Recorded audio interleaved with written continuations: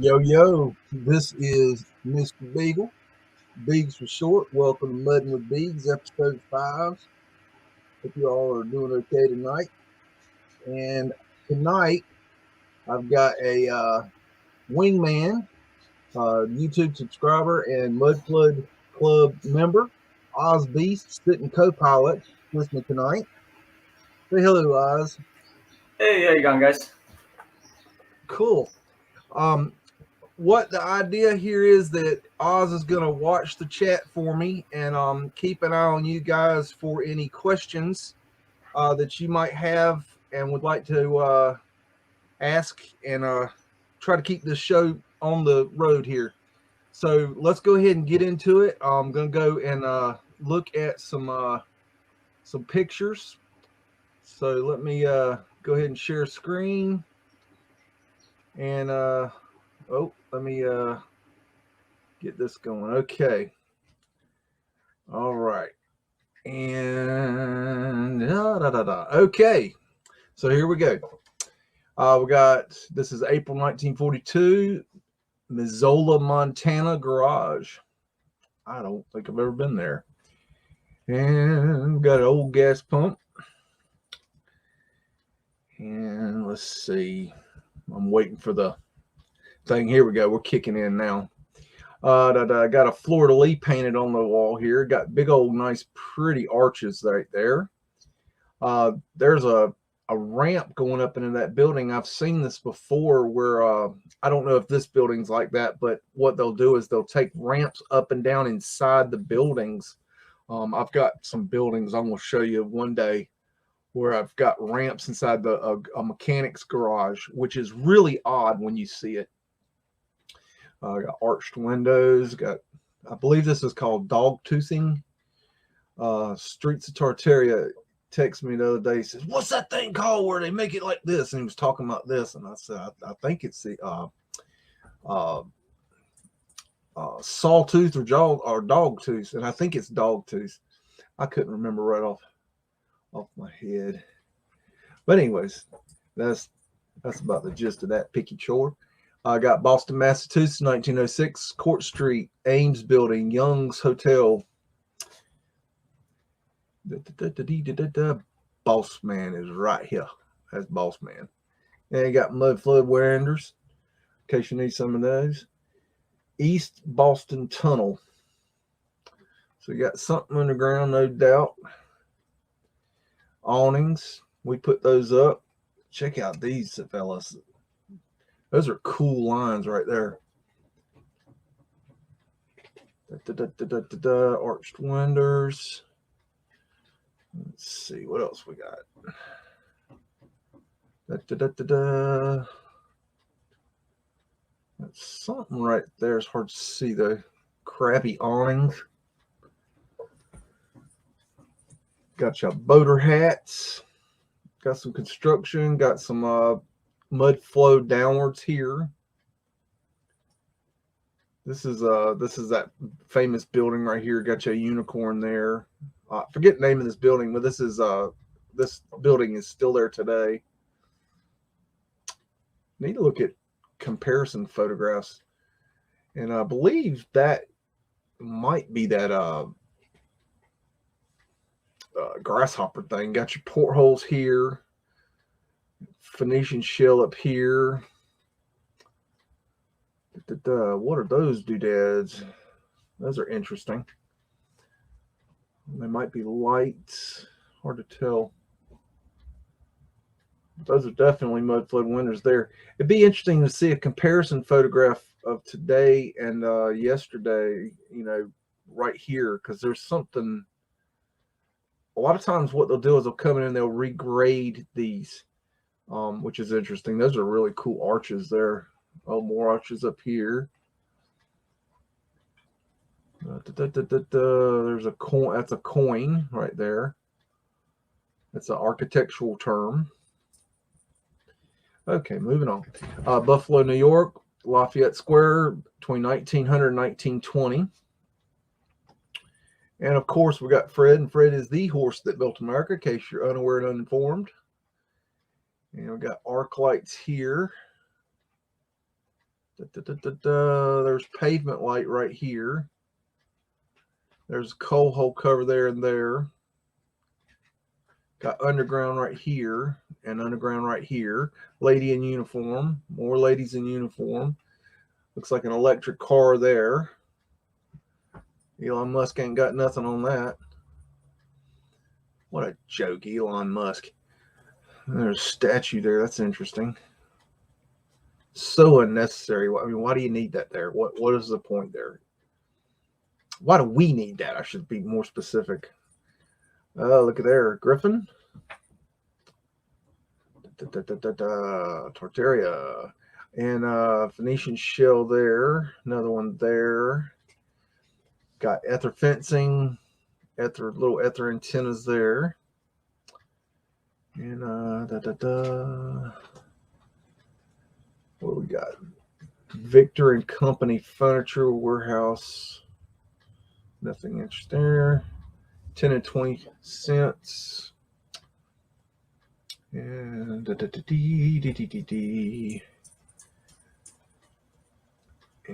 if you guys have any questions, just put them in the chat, and Osbeast, if you ask something that's interesting, he'll holler at me and let me know, and we'll see if we can answer that for you. I don't got all the answers, but I might have a few. Got an interesting little drop in right here. Vaudeville. There's a drop in right there. Trolley tracks. What are we gonna find? Back up a little bit. I guess we should talk about the elephant in the room, which is the big ass obelisk in the middle of Buffalo, New York, because we need that. Because we're, I guess, a subdivision of Egypt.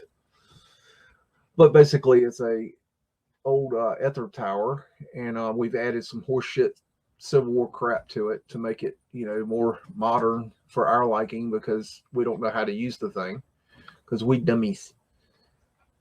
Very interesting statue. There's a cannons that aren't cannons, in case you need those. Love to know what those are for. I've not come. There's two more in case you need a pair, and then you need another pair of cannons that are. Oh, we got two more there, so I bet there's two over here. Well, where are they? I don't know. I can't tell. So they got 6 cannons, and there's probably 2 right here, but I can't. Yeah, they're there. There's a cannon right there. So there's 8 freaking cannons right there. Because, we need cannons for what? I wish somebody could answer that question for me, because I just don't believe that cannons were used as cannons as we think they were used as cannons. And I'm not saying we used them as cannons, because I really don't even think we used them as cannons. I think they weren't even that. I think that whole narrative is messed up. Florida League, scrub cartouches all the way across the top there. Something right there is interesting. Scrub cartouche, laurel leaf for control. That's a coin right there. Big ass door. Big old arches. There's a trolley, more trolleys. What are we gonna find?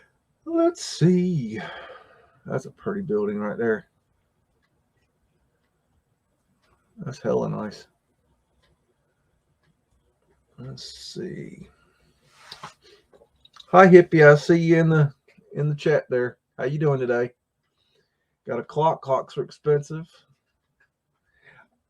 I got me a clock this week. It's one of those, it's a little crappy clock, but it's a one with the Roman numerals on it, and damn if it don't got the 4 lines for the 4, which is so strange to me, because I know for a fact, no question, that it used to be, 1 line with a V.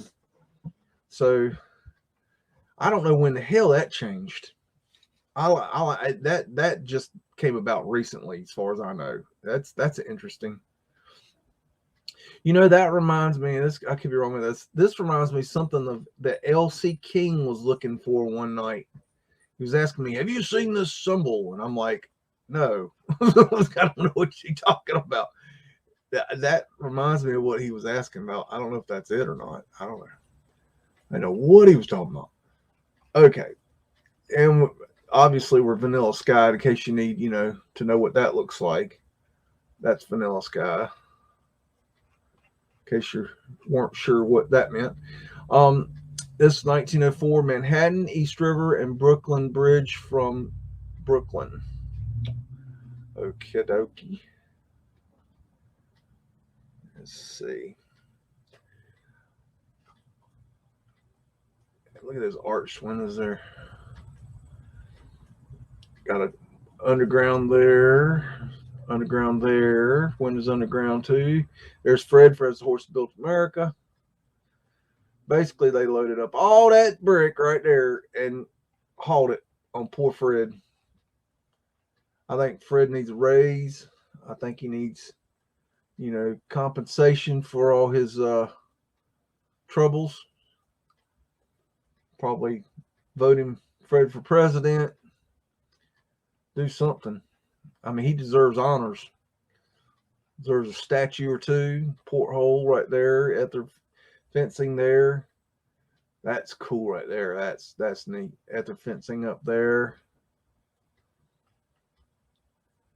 Okay. There's old smokestack's not a smokestack.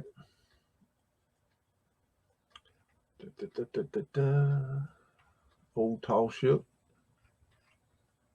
I got a lot of pictures of ships I need to bring out. I need to make a video out of that. Let's see. Old tugboats. Brooklyn Bridge. I got a feeling the Brooklyn Bridge was already here. I don't know. Possible. Let's see. Smokestack's not smokestack. Check that out. I forget what the name of that building is.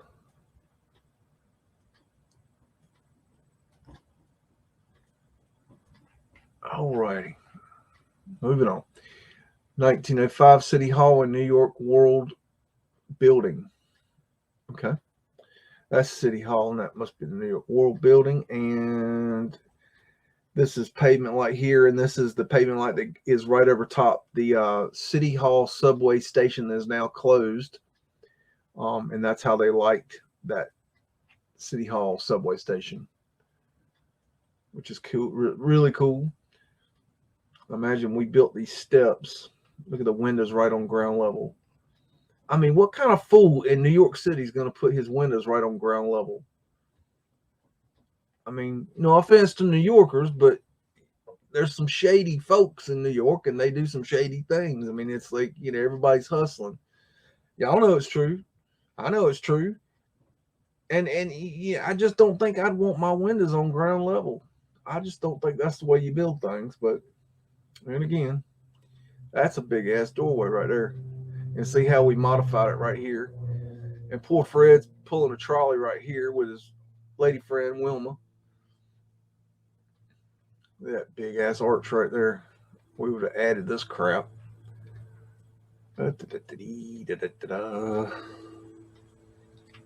we going? We're going up, up, up. What the hell?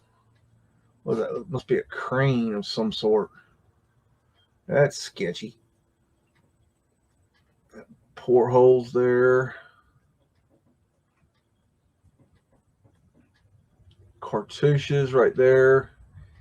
When I say cartouches, if you want to look up cartouches, maybe I'll do that later, because I imagine some of you out there are still like, oh, what are you talking about? An Egyptian cartouche? No, I'm talking about an architectural cartouche. Big ass giants up on there. That's the giant's house. Good grief. So there's an unscrubbed cartouche, but I can't see what's on it. That's an unscrubbed cartouche. Look at all those portholes on there. Now, those are for a wind catcher now. that allowed the wind.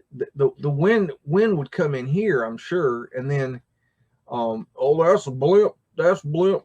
That's where you get on the blimp. Now, that is an interesting theory, and maybe they did more a blimp or two or three or whatever to some of these buildings, but I really don't think that's a very good idea personally.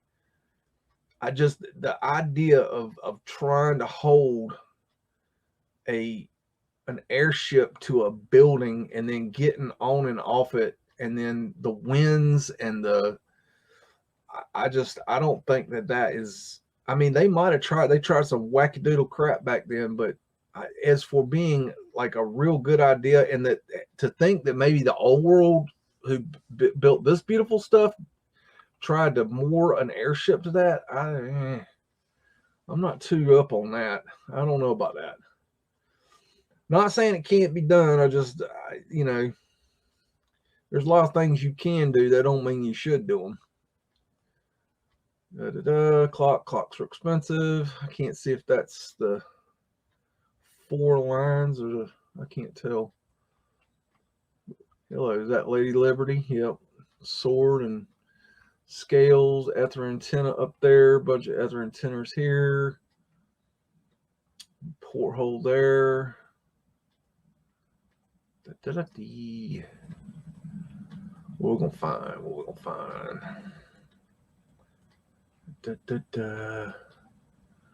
That looks weird right there. It's like some Photoshoppy kind of mess was done there. And I don't know why that smoke or cloud. I don't know. That doesn't look real to me. I don't know. Maybe it is. Just looks strange. Anywho, let's get down here and see if there's any action down here. He's reading his paper. Cool old ether lights. Ladies in uniform everywhere. Very interesting. Okay. And this is Circus Rings at Luna Park, Coney Island, New York, 1890 to 1910, somewhere in that there range. This is a hell of a structure for 1890 to 1910. I mean, the rigging, the steel work. I mean, that's damn impressive engineering, I think, for that time frame. Not saying they couldn't do it. I don't know. I just see them more primitive than that. There's Fred. Fred is the horse that was in the circus. And then he built America. We got clowns. Clowns don't bother me, but clowns freak people out. I don't know why. I guess people scrubbed cartouche there. That's a weird symbol looking thing. I don't know. Ladies in uniform, boss man sitting there. You're getting a show in. Got Phoenician ships right here. The Phoenician fish. See, he's right there too. Little Phoenician. There's a better shot. That's a great shot of it right there. Let's see the hoity-toities. Okay. All wearing the same clothes. Why are you wearing the same clothes? Because it's a uniform. And you see your knob and tube wiring with your incandescent light bulbs.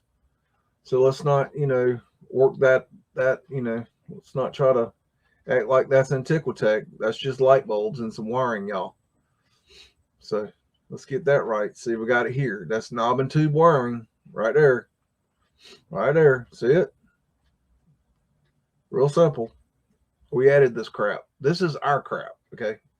We invented this junk. It's junk. Not the safest stuff in the world. So we built it. Anyways, we got Congress Street on Portland, Maine, between 1900 and 1920. And butter hats. That's a beautiful doorway, man. That arch. That's pretty. Hello, I Heart Fairies 82. And see, we pound this stuff into the when we decide what we're going to name a certain building, we come in here, we find the building, we would pound in the wording. See how the wording does not go with that building at all. If you were planning, if you're an architectural, if you're a an architect and you're designing this building on paper, are you going to really do that? Is that how you're going to finish off your beautiful artwork of a building? No, no, no, no, no, no, no, no, no, no, no. That's really cool. It's like a checkerboard. Kind of a rose window kind of thing. Pyramid. Oh man, the statue got cut off there. It looks could be Vanilla Skyed. Arched windows. Hello, Missy. And oh, he just looks mad. Now, that dude's creepy. He looks like he got a knife up his sleeve, like he about to gank somebody. Who's the? Oh yeah, he gonna get this guy right here, this tall one right here. He gonna get that dude. Look at him. Yeah, he got him. He get him. He gonna take him right down on the street. I'm telling you right now. That's happening. Oh, I love that window. That's cool. How they did that. Okay, sorry. Got gas light here.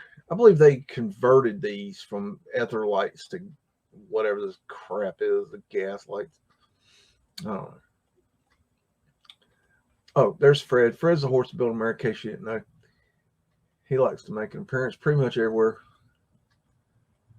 A lot of times Fred's there, you don't even know it. He's Invisifred. There's a good shot of it. Reminds me of a Coleman lantern. You've ever seen one of those in action? I would suspect looking down in there, if it's got the railing on there, there's Boss Man. You need to know where he is. Arched windows right there. And this is just weird here. You got trees in the sidewalk, which is interesting because everybody knows that a tree will tear up a sidewalk.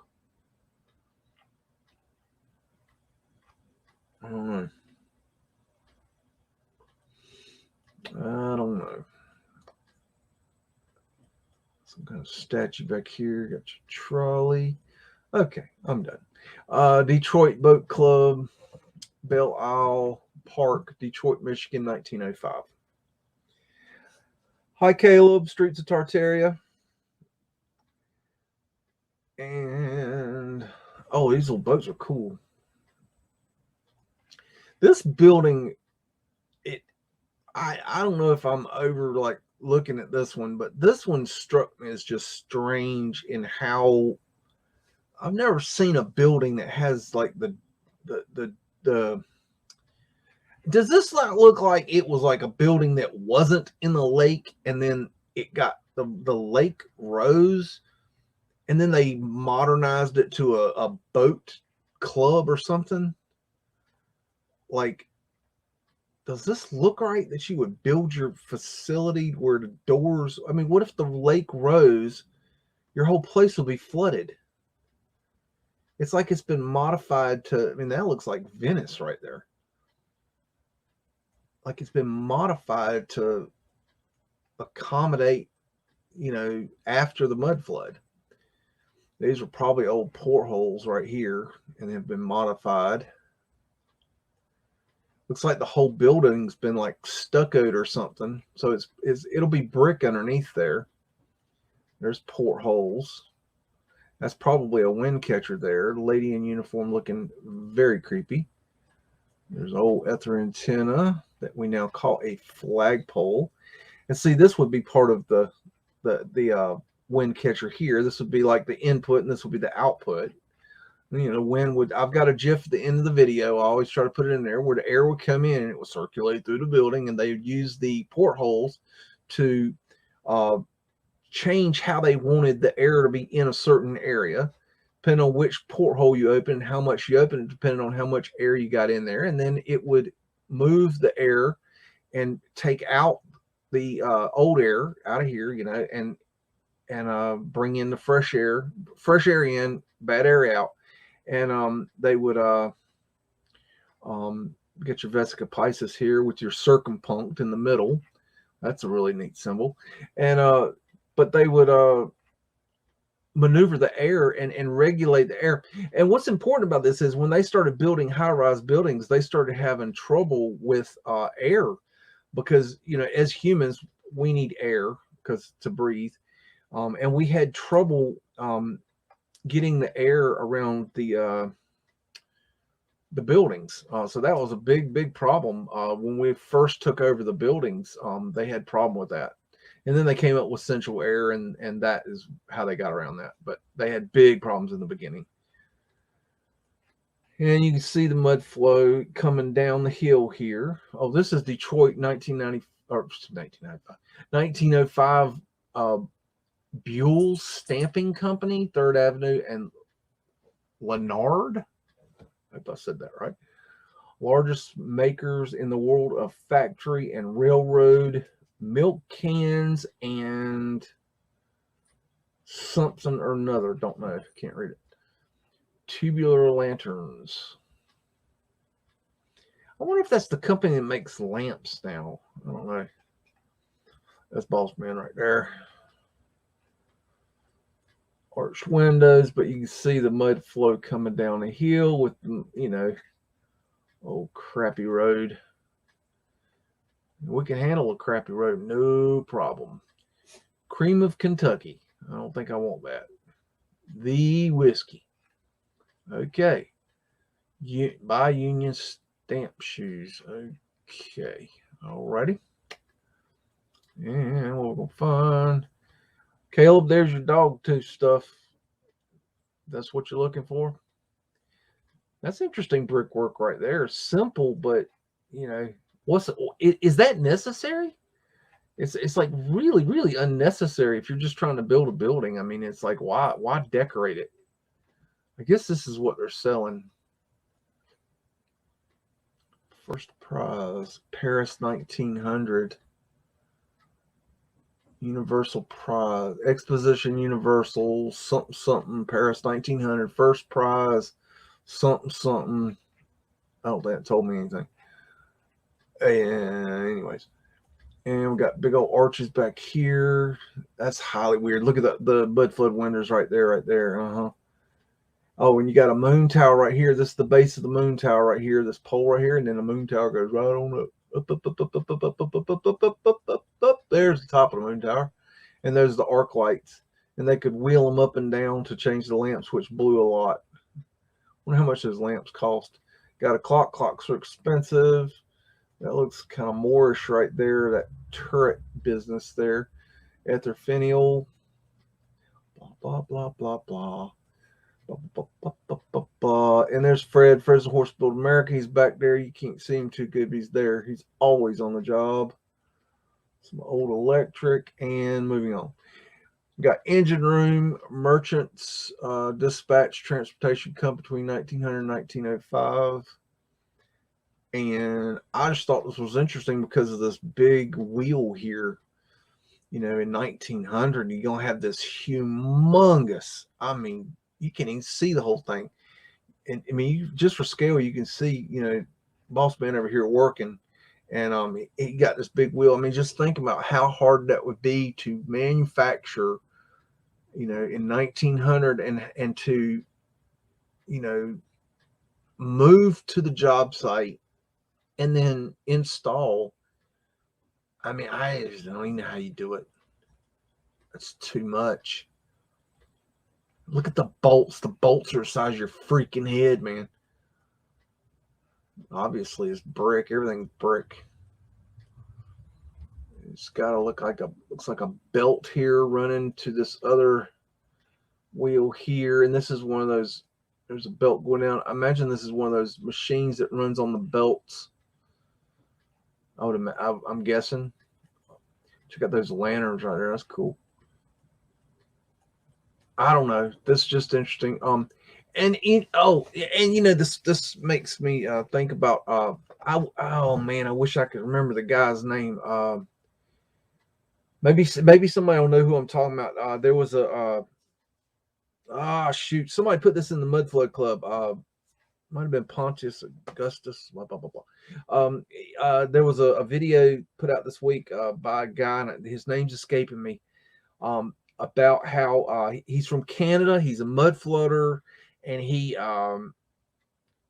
was talking about how the high transmission power lines in Canada are old world, and that made me like think. It's like, wow, you know what, that could be an interesting possibility, and I'll tell you why. Because there's near me, there's I pass it all the time.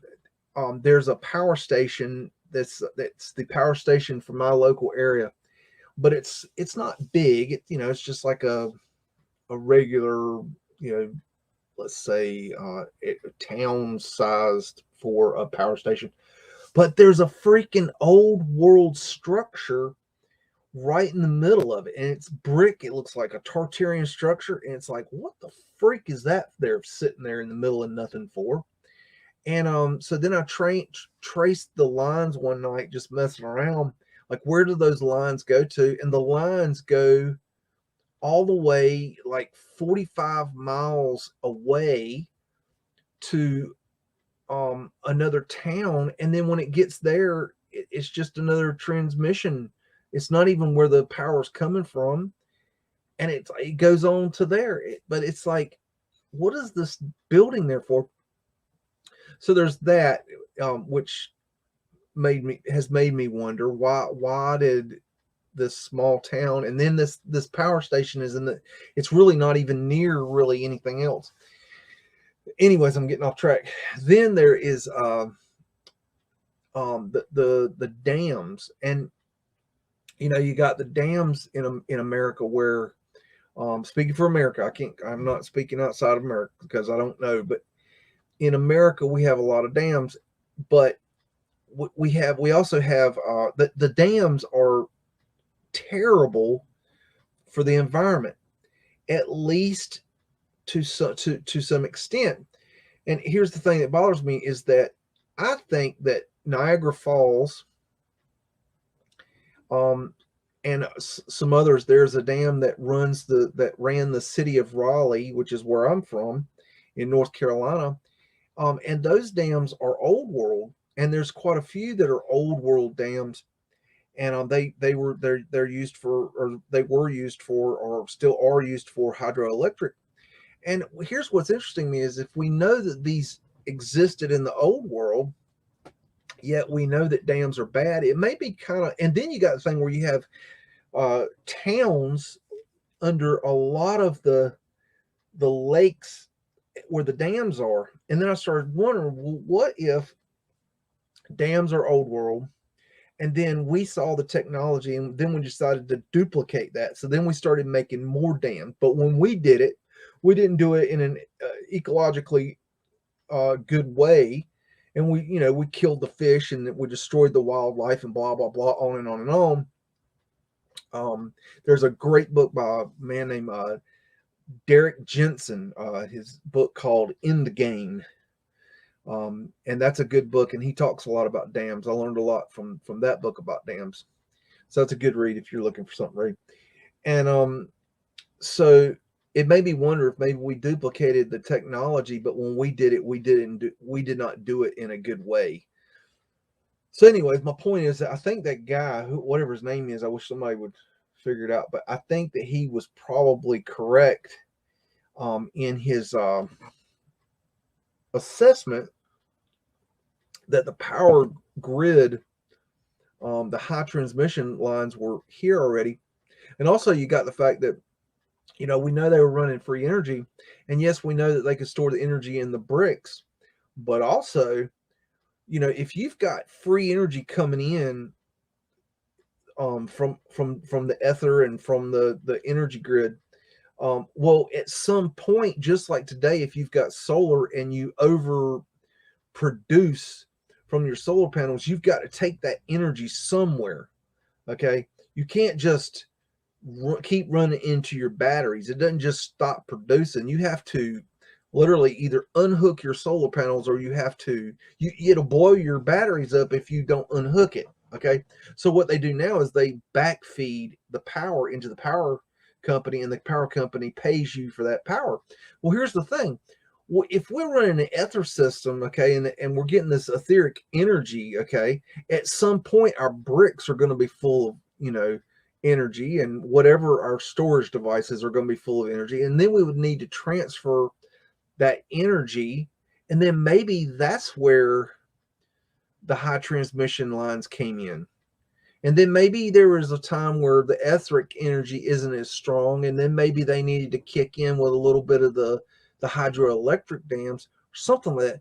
What I'm saying is, I think the guy was probably onto something with his assessment that the high transmission lines are old world. So that being said, I'm going to move on. Nice little rant there. This is Gay Street north from Wall Street in Knoxville, Tennessee, between 1900 and 1920. This is in Ann Pearson's neighborhood.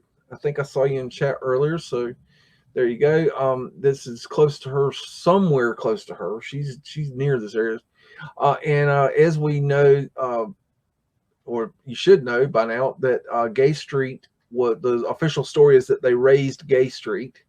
Now, I don't know if this is pre-raising or post-raising, but they do have pavement light on this street. That is confirmed. And of course, we have Fred. Fred is the horse that built America. He is getting it done. Got Butter Hat Man.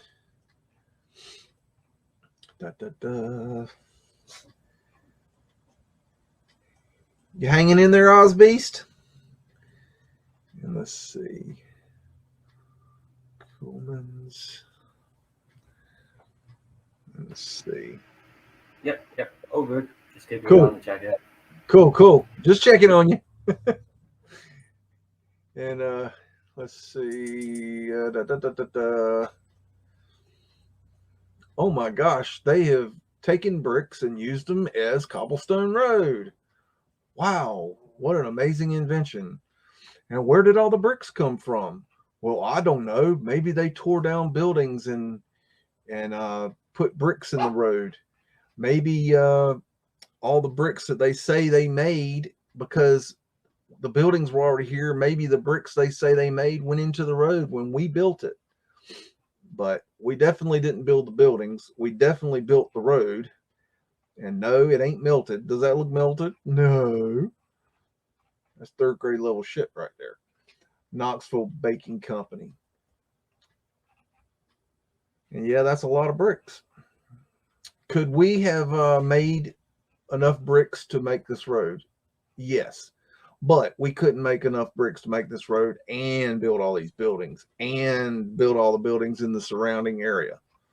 No, that wouldn't be possible. Prism transoms right here. Anytime you see prism transoms, you would look down for pavement glass. And the pavement light would be right here. And St. Boss Man's right there, in case you need him. Ladies in uniform. I mean, they are identical twin sisters. But they ain't identical twin sisters. Wait a minute. These must be the triplets. Wait a minute. The quadruplets. I mean, they just keep going. Why is everybody wearing the same uniform? Okay, there's a little bit difference. A little bit difference. A little bit difference there. A little bit difference there. But it's basically the same thing. There's more prism glass right there. Got fleur-de-lis on the side here. There's a fleur-de-lis there. It's an interesting symbol. Fleur-de-lis on the side. Very interesting. Hey, what are we going to find here? There is a flat earth asterisk. It is a half of a flat earth asterisk, but if you doubled that on top, it would be a flat earth asterisk. So that counts. So that's a flat earth asterisk in disguise. There's a Phoenician wave.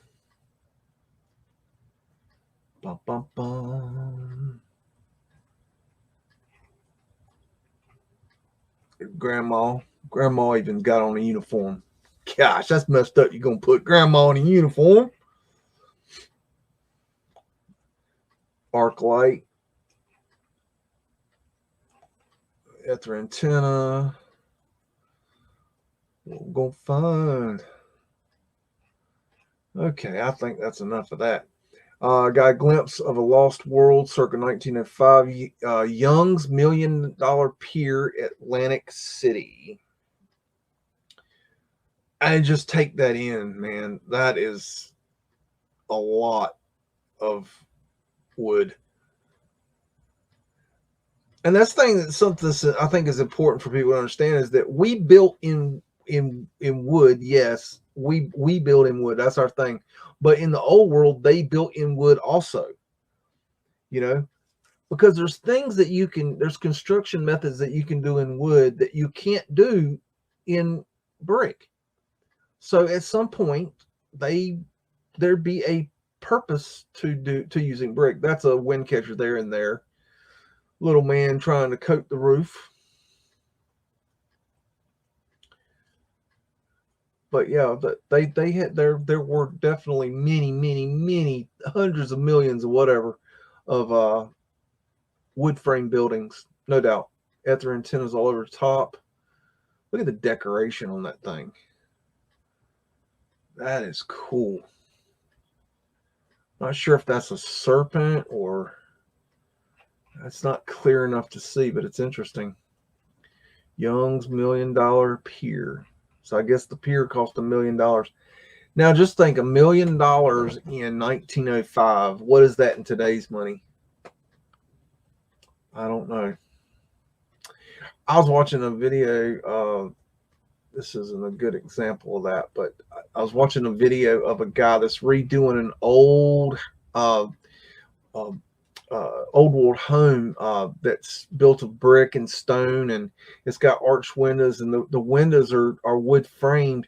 But I found it really interesting because when they were putting the window back in after they finished the brickwork and the stonework, the frame of the window, you could see it clearly from on the outside. It looked like it was just imagine this one is a rounded arched window.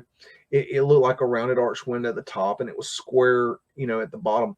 But on the inside of the frame, the whole frame was square. So it was a arched window, rounded arched window in a square frame or rectangular frame, however you want to look at it. But it infant. I wonder if that's an incubator right there. But, I just thought that was really interesting because I hadn't noticed that before. There's another wind catcher there and there. Hippodrome, saltwater, chewing candy, hygienic ice cream as opposed to non-hygienic ice cream, I guess. And I find it interesting, Atlantic City, how they have this boardwalk. Obviously these buildings are sunk in the mud, but think about this. The beach comes up during a hurricane, and then obviously the tidal surge is going to come over this wall, and that's going to go right into your hotel. Why would you build it that way? That makes no sense. Architecturally, that's absolutely, retard level stuff. And no, I'm not politically correct. I don't care about politically correct. That's horse shit for the ninnies today. I don't do it. Moving on. Hamilton Mansion, Woodland Cemetery, Philadelphia, Pennsylvania, 1900. So, yeah, so we have this big ass mansion, but these are the stairs that we put on it. What did you do? Run out of money? Got grandma sitting on the stairs. Y'all can't even make her a bench. Got Vesica Pisces here. Symbol of the male and the female energy joining to create the one. In case you care. Looks like a peacock.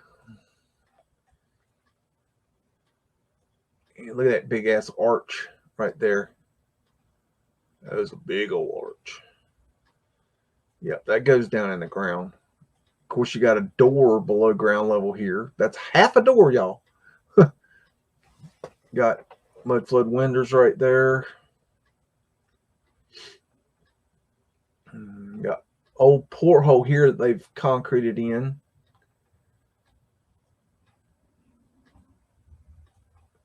Looks like they've like a stucco or concrete on the wall here. Yeah, or a facade stone of some sort, and then they've. This building is in really bad shape. This is in 1900, and this building is already in bad shape. Some kind of crappy stone. What in the world? So it's yeah, it's definitely brick, but I'm trying to figure out what they did here. That's really weird. I don't know. That's kind of hard to tell. That's probably a wind catcher right there, and that's probably an old porthole. And that's about it for that one. You got the Hotel Astra in New York between 1900 and 1920. Old ether lights here. Old ether lights. Sorry, I'm bouncing around here. I'm looking for different things. That's goes for it. He's moving so fast. He's speed of light, and that's pavement light right there. We would add on these kind of things right here to make the doors smaller because the doors were too big. There's a flat. Oh wow, that was weird. It goes blurry when I go in. I come out, it looks better. That's a flat Earth asterisk right there. That's the symbol for the flat Earth. They're going to tell you what kind of world you're on. Got the Astra Theater there. New York Hippodrome. Thermos, the bottle.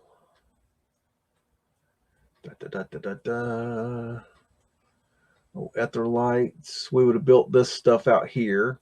Added the stairs.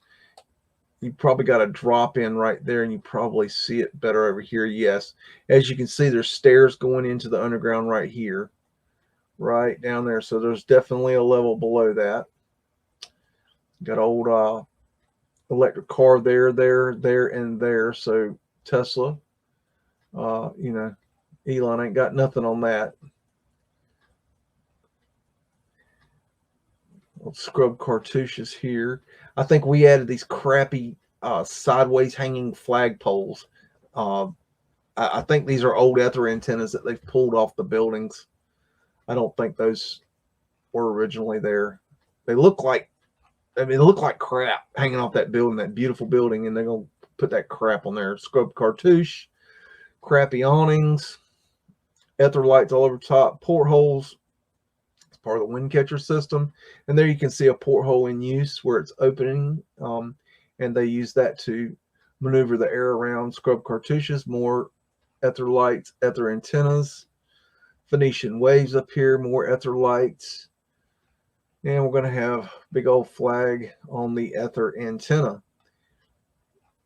Interesting ball there. Maybe a capacitor. Tartarian lion. Yep, I said it. Tartaria. And no, Tartaria was not America. Tartaria was just a group of people that were in America, and they had a large presence, and they were the great big brick builders of the world. And so they were very important. They were just one of the countries, one of the civilizations of the old world. See all those portholes and see how they're open at different angles. Now these aren't, look, the rooms are here, but these portholes, they go to different areas of the hotel. So depending on which porthole you open, and there's Laurel lethal controls around each porthole, by the way. Depending on which porthole you opened and how much you open it, depending on how much airflow went down into the rooms of certain rooms. So these are, they're not, a lot of, you look at them, oh, well, that's how they you know, ventilated that room. No, no, no, no. That's how they ventilated certain rooms. Each one of these, they had little, like, imagine like little tunnels going through the building, little conduits of tunnels, and that's how they maneuvered the air through the buildings. In the old world, now we were too stupid to figure it out. You know, we would use it, but we see the temperature, the climate had changed, and so we had trouble heating and cooling it, and it just had us all messed up. That's why we burned a lot of stuff down trying to put fires into our buildings. A little electric car, more underground. We would have added this outcropping door here and here. Undergrounds all across there. You can see all the undergrounds underneath the stairs here. Ether antenna back there in the ground bag. Got Tartaria line there in case you need that. Need to know what's going on. And you know, this is a coin here. Okay, that's an architectural term, coin. And you got some kind of detail right here on the building. Why? What? You can't even see what it is. I mean, I'm up here looking at this picture. I still can't tell what it is. How the hell you? Why the hell would you even put that on there? Got Phoenician shell, Phoenician wave. Hope you guys are doing okay tonight in the chat. If you have any questions, just put them in the chat. And Ozbeast is riding co-pilot. He's my wingman tonight. He's trying to help me coordinate some of this mess. We got pavement light right here. All that's pavement light. Old world fire hydrant. I believe fire hydrants are old world. So yeah, if you have any questions, please put them in the chat, and we'll see if we can answer them for you. Yeah, so make it happen. I know you got questions. Y'all always got questions. That's Boss Man, by the way, in case you didn't know. And we got Hotel Iroquois in Buffalo, New York, 1900. And of course, might as well get to it. Fred is right here. Fred is the horse that built America, and he is guarding the pavement light right here. In case you need some of that. And pavement light, as you probably heard me state before, is cover up for the mud flood. So anytime you see pavement light, just assume that the people are trying to cover something up, like the mud flood, which is, you know, something that happened, you know, somewhere around 1800-ish. I believe by 1850, we were trying to work it back out. We were trying to repopulate. That seems to be when we decided to plop our happy ass back down in America, at least. I don't know about the rest of the world. It's going to be different everywhere you go. Lady in uniform, another lady in uniform, in case you need those. I think that's a bike rack. Got a shoe store. Let's see. The White Dental Parlor. Okay. Painless extraction of teeth. I call bullshit. Not true. That's false advertising. Portrait Bliss Brothers Studio. That is a nice sign. I bet that thing will be worth money. I think we added the gutters too. I have a thing about gutters. They just don't look like old world tech to me. This building has been repaired. Right here, you can see something happened there. Okay, getting down to it. Let's see what else we got. Kennedy, blah, blah, blah, something estate, real estate, blah, blah, blah, nothing important. Arc light right there. Let's see. Got underground right here. A lot of bikes around. Get your laurel leaf of control. Got big ass door right there. Let's say that dude's 6 foot tall. That door's 12 feet. 12-foot door, because that makes sense. Yeah. No, it doesn't make sense. No, doesn't make sense at all. Oh boy. The narrative. There's your arched windows. And kind of looks like a lion right there and there. not sure. If I'm not sure, I'm not going to say that that's what it is, but it could be. There's a ether antenna. I bet that's a porthole right there, even though it's not round. Porthole doesn't have to be round. Matter of fact, a lot of the portholes were not round. They were square or rectangular or whatever. Same with these right here. These could be portholes. And here, here, and here. Even these ones right here. Maybe. I don't know. They're suspect to me. And look at these little things right here. These might be portholes. That is really nice construction. How that's got the jagged out there, little points coming off. That's really cool. We don't build like this today because we don't know. We really don't know how. Not in an economical way. Not in a way where it's like you could build. It's like you could have a rich dude that wants to build this building, right? But then he'd be a non-rich dude by the time he got done. He'd be broke. That's really cool. Ironwork right there. Look at those lights. Those are cool. Very nice. What'd that fella say? Very nice. Very nice. Oh, man. Okay. I think that's about the gist-o of that. Hotel Royal, New Orleans, Louisiana, 1906. And I believe I was talking last week about how they had not one but two great fires in New Orleans. That reminds me of Campbell's video he put out, I believe, today about I think it was Brisbane. Who the fuck built Brisbane? I love the title there. I think that title was very brilliant. I like that. Sometimes you just got to say it the way it needs to be said. That's Boss Man right there. And the wrought iron work in Louisiana is bar none. Just really cool.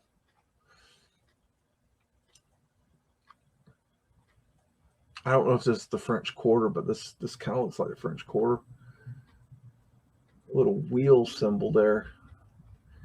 It's not an asterisk. And you see how it's brick. Everything's brick, just in case you weren't aware. But then they stucco over it. So just assume everything's brick. And, when they say, this is a trick that something that I think is important is when you look up a building and it says the building is constructed of masonry. Okay. And if you look into the word masonry, it's actually, when you say masonry, I think stone masonry, but the truth is that masonry can also be brick. So a lot of times they'll say it's a masonry building. What they're really saying is it's a brick building. So if you look deeper into it, and the reason they do that is because they'll have, like a brick building with a stone facade or something like that, a limestone facade or something like that. But I mean, the point is that we need to look deeper because a lot of researchers, they'll look and they go, oh, this building's made of, this is a masonry building. This is not a brick building. And you look deeper and it's like, yeah, it kind of is a brick building. Yeah, it's a brick building. And this is interesting. This is in 1906. And the damn sign's falling off the Hotel Royal here. You got your tourist field there on your column. That's kind of weird, right? And look at this road. You've got them. They've got the cobblestone down here, and then what the hell's going on here? Oh, I see. I bet this is a building that burned, and they're going to build a new building. That's the cobblestone street, and this is the area where there was. I bet this was a burned down building. That's just an idea. I don't know. Just my thinking. Look at these old pictures right here.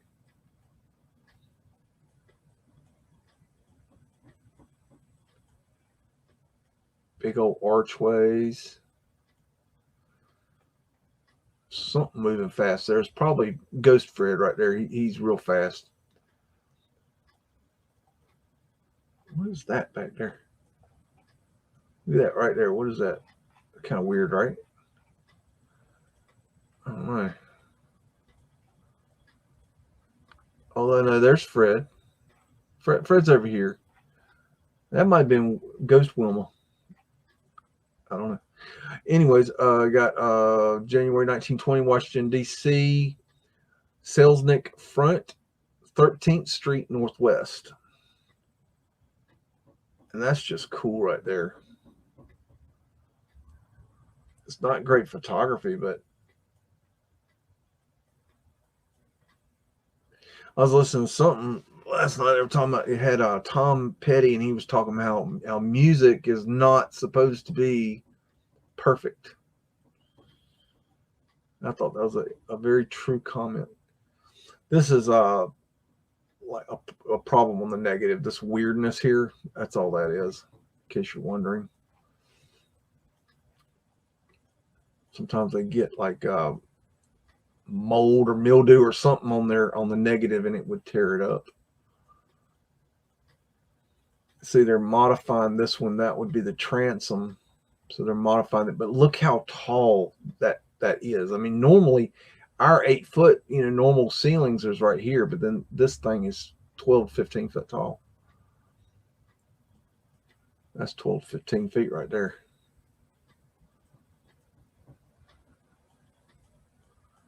You got your underground right here. It's that iron railing right there. Look at that. That's so weird. I mean, those two don't even match up at all. There's another underground right there. Look how like the 12-foot door right there. That's odd looking right there. Oh, ether light right there. We added the fire escapes. Novelties. Select Pictures Corporation. Select picture. Okay. Keystone. Okay. Hello, everybody's just hanging out in the window. That's a little weird. If I wanted to go there, I'd say that could be a flat earth asterisk right there. I could make a case for that. But I don't think I need to. Young Men's Tailors.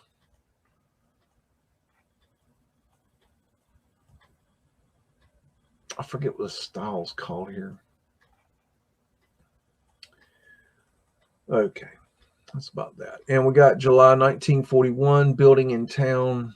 Well, no shit's in town. Walla Walla, Washington. Really? Walla Walla, Washington. Okay. Now that is somewhere I've never heard of. Anyways. And what can we find? Oh, the people aren't wearing uniforms anymore. That's interesting find. Look how tall that freaking door is. And this door is tall, but I mean, it looks like they have like reduced it.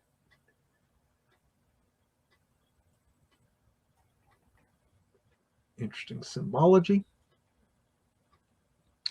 More symbol here. Kind of looks like a circle punk, but it's not. It's something else. There's the barber pole. Stop. So it looks like a circumpunct. It's not at 1889. So I-889. Max Ballister, something like that. I can't read it. Why don't they make these things so you can read it? That's an interesting way to put an air conditioner in. I hadn't seen that one before. So that could be a circumpunct right there. Because you know what that a circumpunct is? That's the symbol for the creator.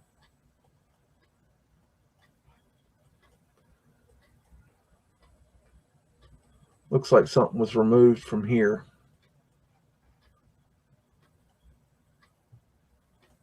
That's weird. It almost looks like this should go around this way, but maybe not. Ether antenna up here.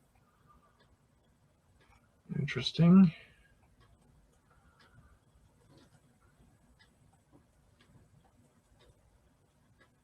Let's let's see. Interesting wheel symbol there. This block, 1 hour parking. No U-turn. Diamond symbology. You must respect my authority.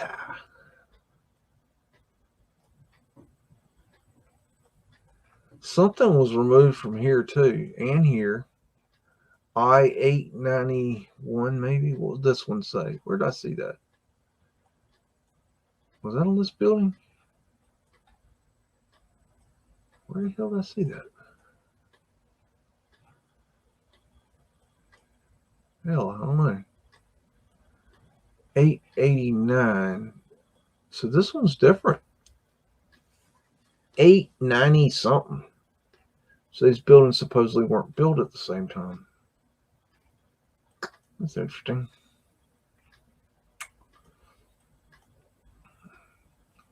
Wonder why. Check out these old cars. A lot of people like cars. I like the old cars too. Especially when you see them today and they've restored them. They're really cool. Kansas City, Missouri, circa 1906. Elks Club. In case you want to be an elk. There's Boss Man right there. Cars to stop here. Okay.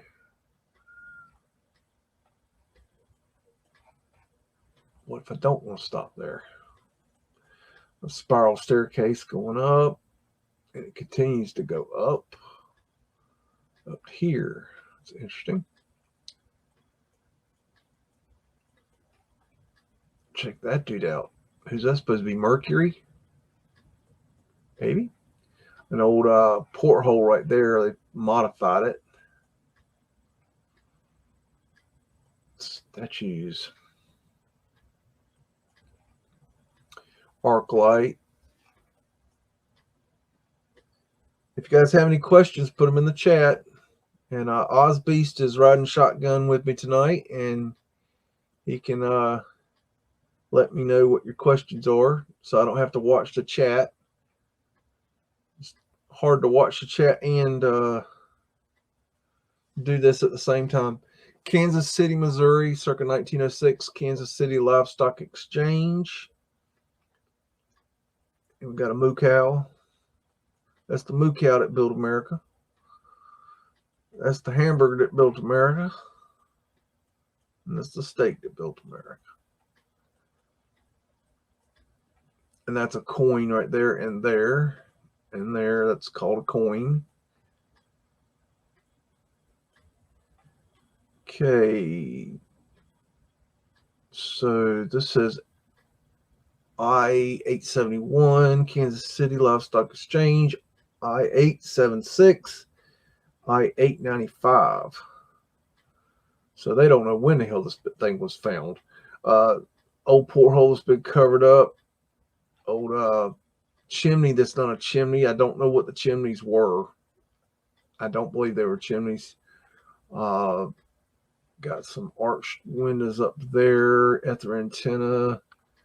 And this one's got a bull on top. And that clock, I think, has the 1 in the V.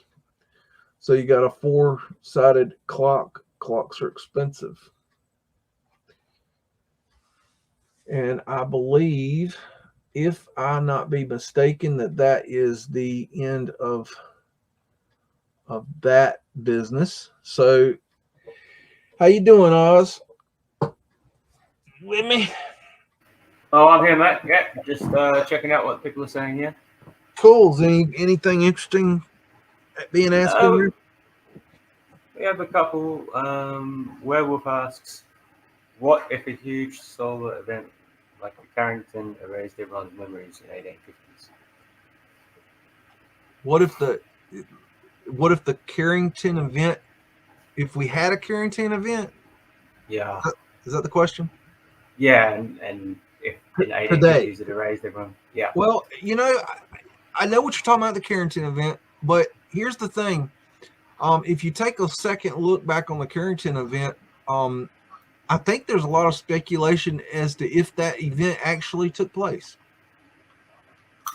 So right now, and I'm not saying it did or didn't, I'm just saying that right now, I used to think that there was a Carrington event, but now I'm kind of, and I have not done the research again on it because I did the original Carrington event research, as you do. But now I'm not sure if it did happen, and so I really don't know how to answer that question in any real way, because it did it happen? Did it not happen? I mean, how do we know? I mean, they've lied about so many other things. I mean, when did the Carrington event happen? Like, what was the time frame? I know it was when we had telegraphs, so that would be, I'm guessing, late, somewhere between 1850 and 1900, is my guess, because supposedly the story goes that it burned the telegraph lines, which is all we had back then. Yeah, it's saying here 1859 happened. 1859? Huh. Yeah. Wow. So, I knew it was in that time frame, but that's pretty far back. So okay, if we know that they've lied about so many things that happened in that time period, I mean, do we really know that that really happened? I mean, I think that is a legitimate question. Did that event actually happen? And then you've got the question of, the sun is not the sun that we think of it. How does that factor in? These, what's going on there? How does all that correlate? And I don't have the answer, because I just, you can't research it all. And when I studied the Carrington event and solar things, I did that a long time ago, and I have not updated that research. I haven't felt like I needed to at this point. I will if I feel like it's important. But I'm sure there's people out there that study these things that would have an answer on that. So I guess the answer is I don't really have an answer. I know that didn't help. No, that's okay. Okay, we've got I Heart Fairies. He wants to know, what did the roads look like? They must have been beautiful, and they must be under the dirt and mud.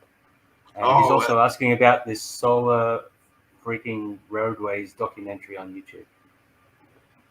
If you've seen that. No, I don't know what you're talking about there. Solar road? Solar freaking roadways. Okay, I have not seen that. Is that how you find it? How do you find the video? I have not heard of that. That's a new one. That's completely out of my wheelhouse. However, the first question was really interesting. I like that idea, is that if there were roads, obviously the roads that we see today are not the original roads. So that would mean that the roads were, whatever they were made of, are still under the dirt. And I don't know, because I've never seen any evidence of where we dug down and then all of a sudden we come across a road of any sort, concrete or cobblestone or asphalt or whatever. I've never seen any evidence that we found a road other than Roman roads. I mean, obviously we find those, and maybe that's what it was. Maybe, I don't know, but at least here in America, I've not seen. Now, I have seen evidence where they've dug down and found whole trees down there. I mean, it's like, whoa, wait a minute. Why is there a tree in the middle of the road underground? Stuff like that. But as for an actual road, as far as I know, and if anybody knows of that, I'd like to see that. Where is that, and what have you found? Because I haven't seen that. But that is a great question. See, and here's another thing.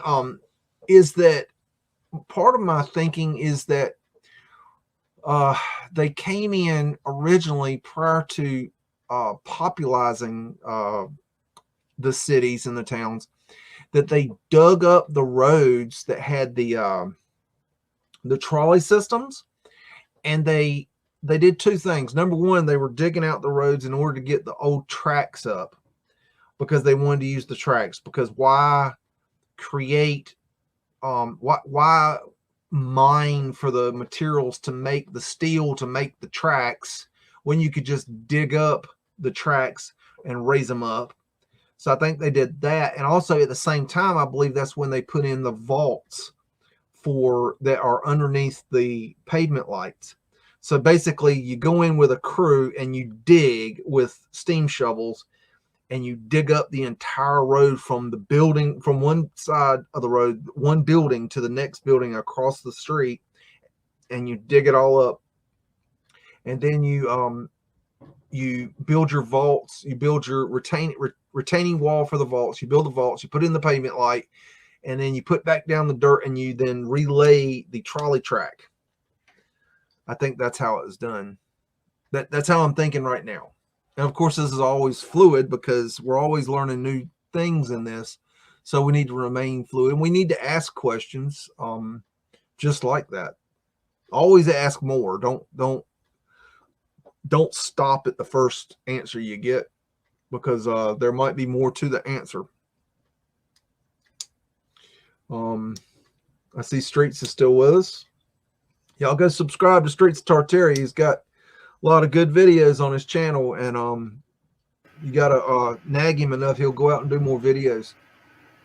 Really harass him. Yeah, we want to see more Streets of Tartaria. Definitely. He's awesome. Definitely. I'm gonna go ahead and share, and I'll go ahead and get on the screen, and if you got anything, let me know, and I'll just go ahead and get there. And okay, well, I've always been interested in, I've got a couple. Yeah, go ahead. Let's get started with Rochester in New York. Okay, Rochester. Let's see. Forget where Rochester is. It's in New York State. Where are you?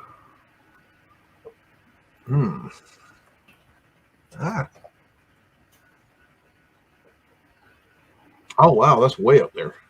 Wow, okay. For some reason I thought it was near the center. Okay. I have not. State. Yeah, it is. I haven't looked at this one. Wow. Okay, we got a river here. I bet we need to start there. Okay. Oh, wow.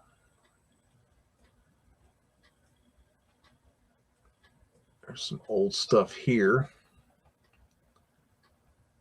Drop me down. Oh, yeah.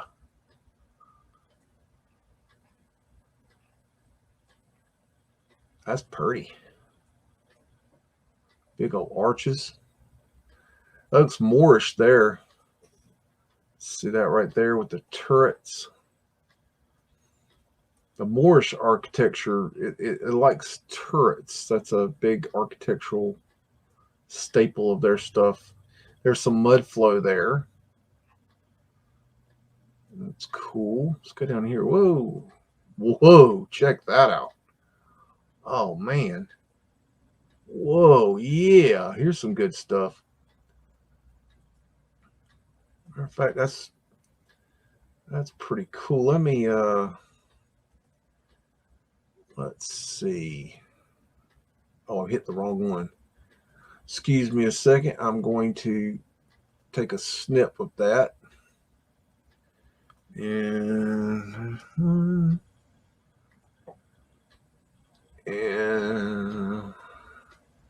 going to start saving some of these images, these buildings that are interesting that I find for future reference from a collection here, because we're finding so much good stuff. I didn't do that. But look at that. I mean, the big old arches underground there, and doorway underground there. Very cool. What's on this side? Something was taken out of right there. I don't know which way I came in. Which way did I come in? What's this building look like? Oh, wow. Look at that tower. There's a wind catcher there. Man, is there... Oh, man. This is 2007 is the last time this video was taken from Google. Man, we need to get over there and see that. What? Oh, you ain't... Oh, you gonna be a mean old thing, ain't you? Hold on. I got something for you. Oh, look at that.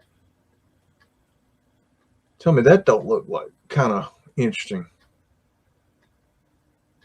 I don't know. What's up with that? Whoa, look at that. What in the world? Check this tower out. That's what I want to look at. You ain't gonna let me get close to it, are you? That's a wind catcher there. See, this is a viaduct here. Okay. You see how it comes in? Okay, you look at the city. Okay, it looks like a normal city street and everything looks normal, but in reality, yeah, I'm going crazy. In reality is, where's my road here? Okay, in reality, it's a viaduct. And you can see that this goes, look at that right there. You got to drop down right there. There is at least 1, 2 stories, maybe even 3 below ground level right here. And there's a viaduct right here. So if you haven't seen my video on viaducts of Atlanta, that's what this is talking about is viaducts where they use it to cover up the mud flood. And there's a mud flow there. Oh, whoa. What in the world you got going there? That looks like a big Phoenician shell kind of thing. I don't know. That's weird looking. The Gannett New something or another. Let's see.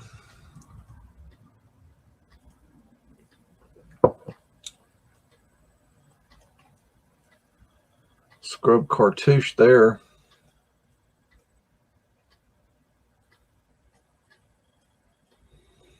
They have definitely changed this building here.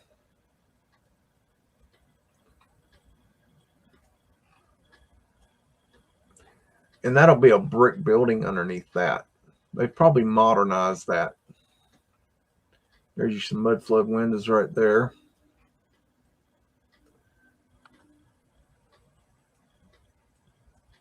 City Hall.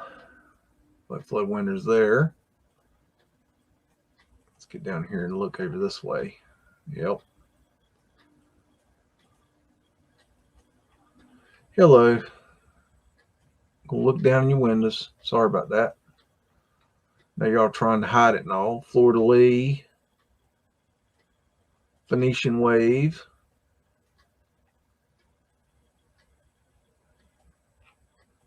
It's probably a scrubbed cartouche. And we got an underground here. And there must have been a building here at one point. Something, I don't know. That's strange how that's done there. Let's get down here. Yep. See right down in there.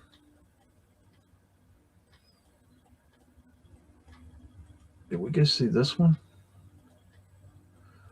Yeah, that's a cool city. I haven't looked at this city before. Wow, what a facade. I don't know why Google does this sometimes. They'll have this weird thing here like that. And I'm not sure if it's just a malfunction or Tartarian lion. If it's a malfunction or what. Because if you move, okay, see now it's gone. And there's a portholes.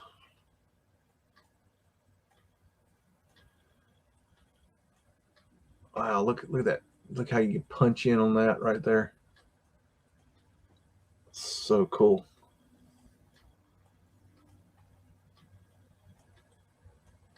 Oh, what do you got there?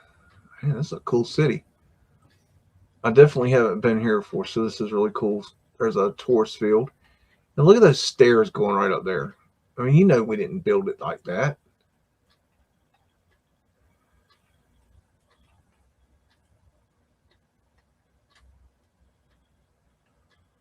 There's a flat earth asterisk right there. Torus field.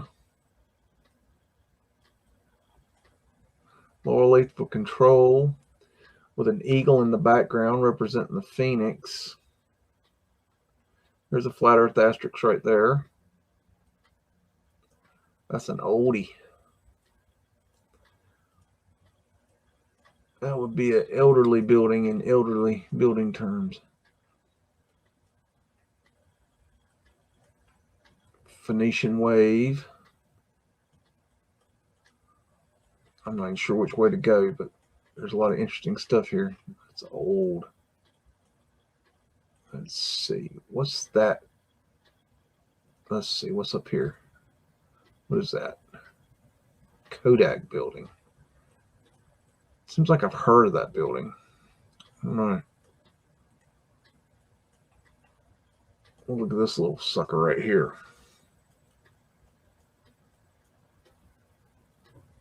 That's neat. Like, it's kind of like stained glass right there. Wait a minute. Let me see. Let me jump up over here. Where'd that building go? There we go. Go look. Ah! Don't get too close. Let's see. Check this thing out. Okay, let's get on the ground, see what it looks like. We know that's modern there, but this right here is old. Oh, they're not going to let you see the top. Sons bitches. That's all right. We'll go look at something else. Y'all ain't hiding it from us.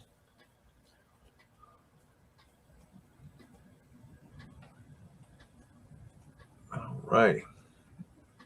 If y'all got any questions in the chat, just shout them out in there. And Ozbeast is riding shotgun with me tonight. Checking out these Mudflood windows have been covered up.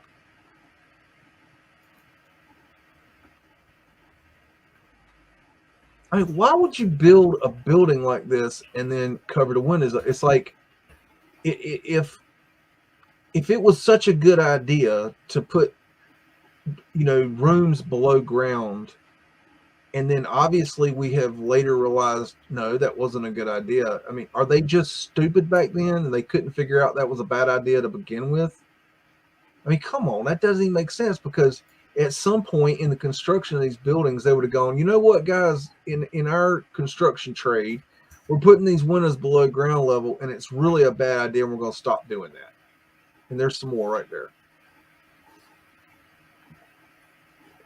You got any questions there, Oz? No, you got it. Cool. I'm just monitoring the chat. There's a looks like a possible coal hole right there, but it's hard to tell. And look at that. That's a door. I mean, that's so weird. Yeah, those are all windows that have been covered up. Ridiculous. Oh, look at that one.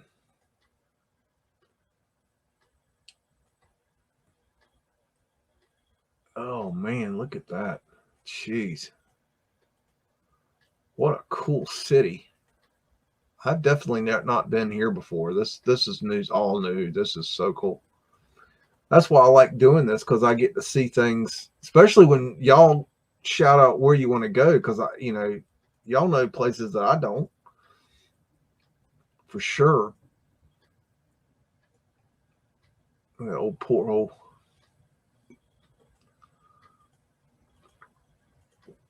Oh, got stuck there. Oh, so they'll cover them up. And this one's been modernized. How they? It's got little decorations on there or something. Hey, hitting the coffee here, I guess. I mean, look at all the crap we put on these buildings. Just junk. Because we can't figure out how to use them.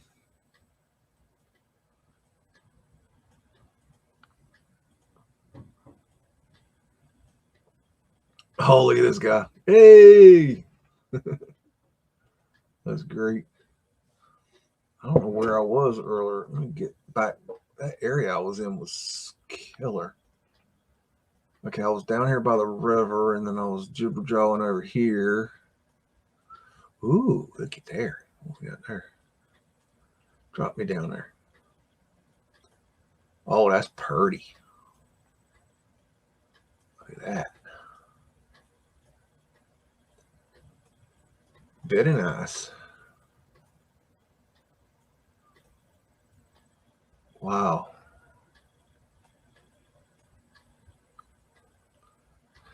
I think I was I looking at this building earlier? This one? I don't remember that one. Maybe I was looking at that one. I don't remember. Let's go over here. I think I looked at that building. That looks familiar. Let's see. I don't know which direction to go sometimes. See something back there in the distance. Over here. Oh, wow, sucker just... It goes in and out of different time periods. So you can see the Mudflood coming down here. Your Mudflood wind is there.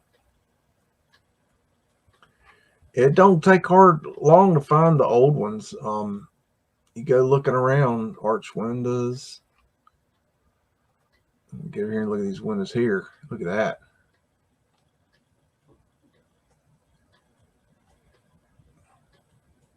Very interesting. Okay.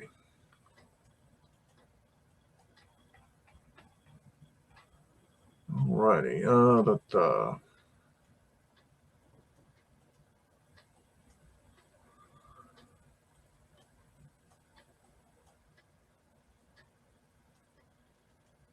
I wish I could play some hand music while I do this.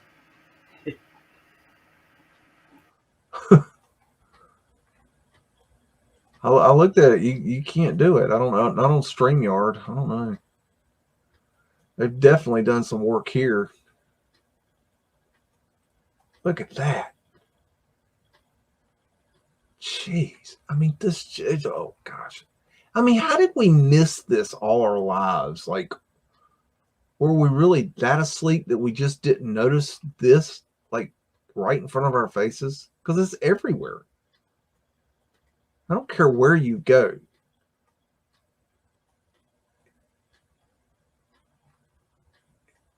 It's incredible.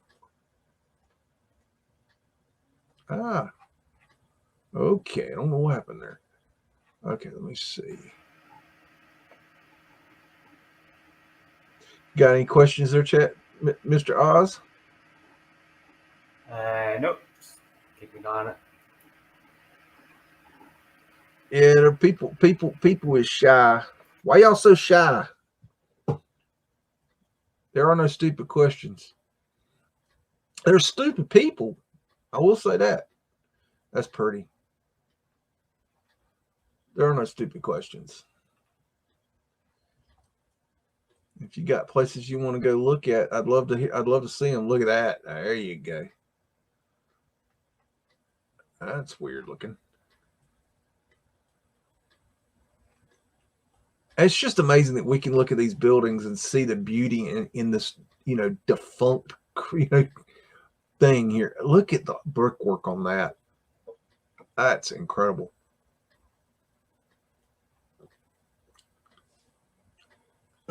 And it just amazes me that people can't see the value in these buildings. And yes, I know you buy a building like this, and it's expensive to refurb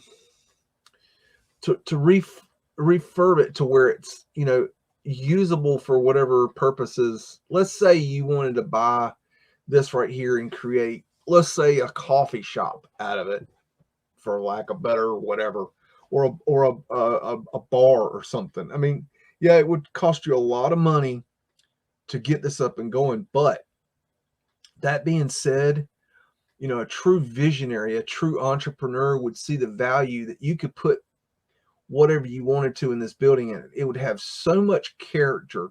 It'd be so different than other businesses that you could make that viable as a business, because it would be so much cooler to go to than your standard issue coffee shop or bar. It'd be so much better because it would have character. You know, modern buildings, they have no freaking character. Who wants to go to a coffee shop in a strip mall? You know, who wants to go to a bar in a strip mall? You know, I mean, why? There's no character. There's no. My favorite bars were the ones that were in the you know, underneath the place. You know, it's like, let's go down to, you know, such and such bar that's down below the building. Yeah, that's a cool bar.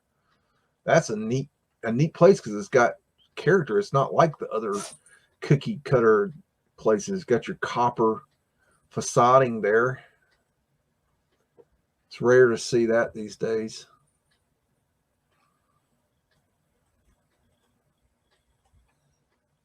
But there you know, there are people out there that are trying to come back and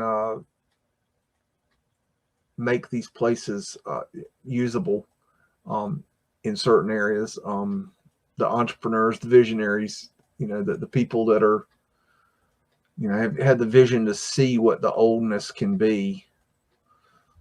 They're seeing past the, oh, it's just an old building. Oh, it's hard to heat and cool and all that stuff, which is all true. But then you got places there. You see, I don't know if this is happening to you guys, but it seems to me like almost like my entire life is being, my past history is being erased. Like all these places that I used to go when I was young, they're being destroyed. They're being demolished. They're just being erased. And it's like, what the hell, man? Like, where is my past going? And it's like, I mean, I could make a case that a good, you know, 60 to 75% of the buildings that I frequented in my youth are gone. You know, why? I mean, they were great places. They were places I used to love to go and enjoy, and they're gone. And they've just destroyed them for progress. But I mean, it's like you get rid of all the good shit to bring in a Taco Bell. What's wrong with us? That's a wind catcher there. And they slapped that on top, called it a church. So I mean, you know, I don't know if this is like a phenomenon that's happening to me, or, you know, I don't know if my matrix is doing that and y'all's ain't, or what. But I know that it's like an example. When I was little, we used to go to a place called well, okay, you know, you've heard of the Biltmore House in Asheville, North Carolina. Well, at one time, one summer, I lived in a place called Lake Junaluska, which is like a Methodist retreat area, and we lived there for one summer. But we would go frequent the Biltmore Dairy Bar, which was close to us. And there was also other locations, but the Biltmore Dairy Bar, we'd go and we'd get root beer floats when I was little, and they were so good. And then, you know, now they've gotten rid of the dairy bar. It's just gone. And of course, you still got the Biltmore House, but they got rid of the dairy bar. Why'd you get rid of the dairy bar? I mean, that was the only thing I'd like to go to. I mean, I don't want to pay $45 to go see the damn house. Hell, I can look at pictures of that online, but, well, now I would. But when I was younger, you know, if you got another city, Oz, I'm going too far. You know, it's Okay, so just going from the start, we've got Kim Ray says Halifax in Nova Scotia, or Boric and Yo says Brooklyn. hold on. Let's go to Halifax. Halifax, yep. I think that's right. Nova Scotia. Now, is that's near? Is that near Oak Island? I think it is, ain't it? Where's shoot? I think it is. Yeah, because I think it's near I think Oak Island's near Mahone Bay.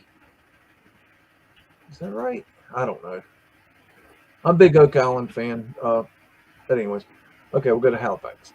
There's a nice star fort.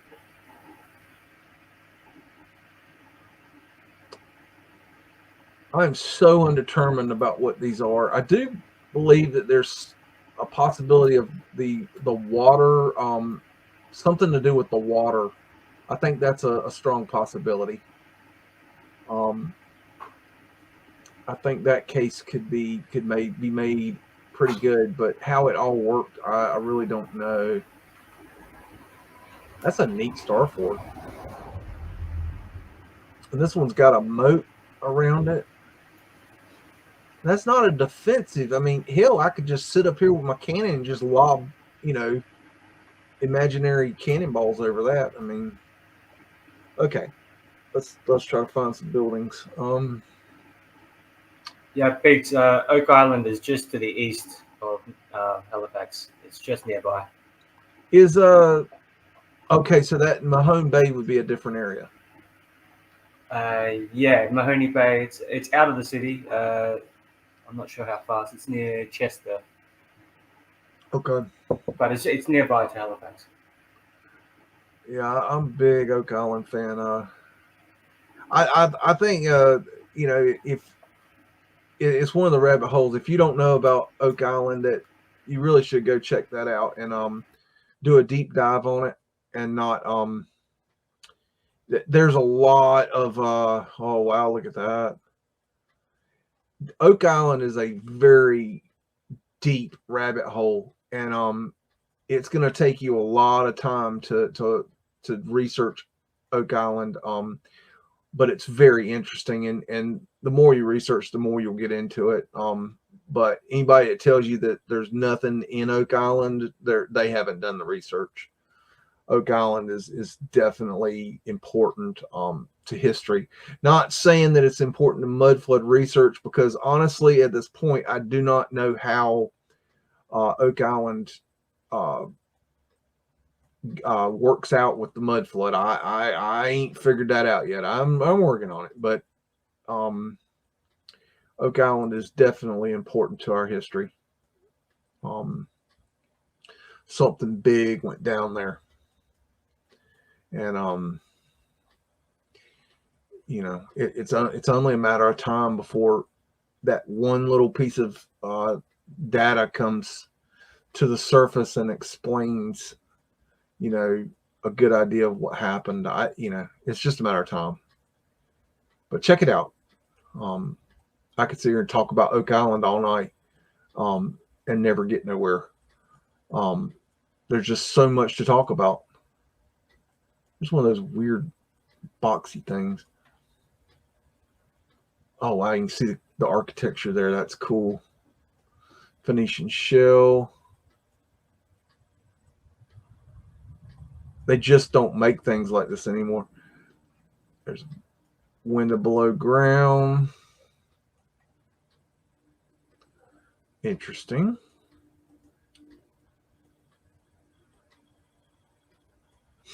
Wow, that reminds me of wow,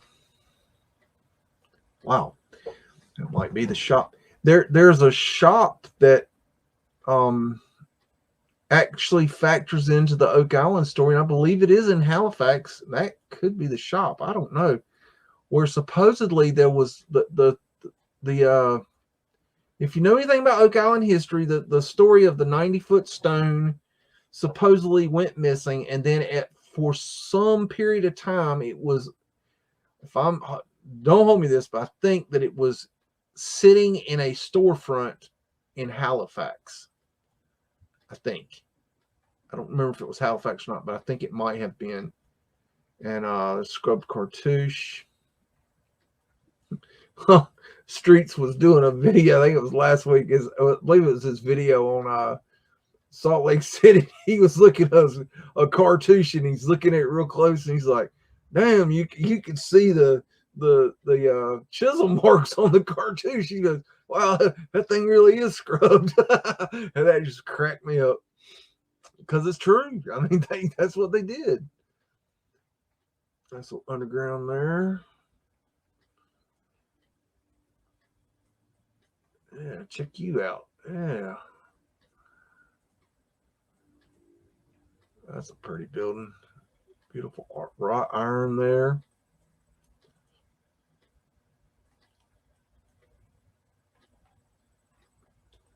It's a nice area. There's our 3-door thing. That's a thing. It really is a thing. 3 doors. That this symbol's important.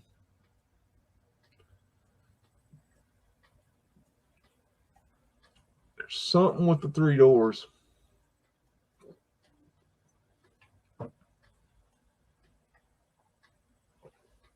Check that dude out.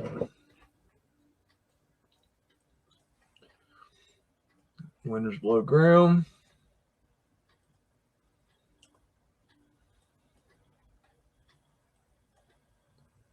Yeah, architecture building, and we're going to write architecture building on there in that way. I mean, come on, you can't think of anything better. You're supposed to be an architect. I don't know. That dog don't hunt. There's so many just questions when you get down to it.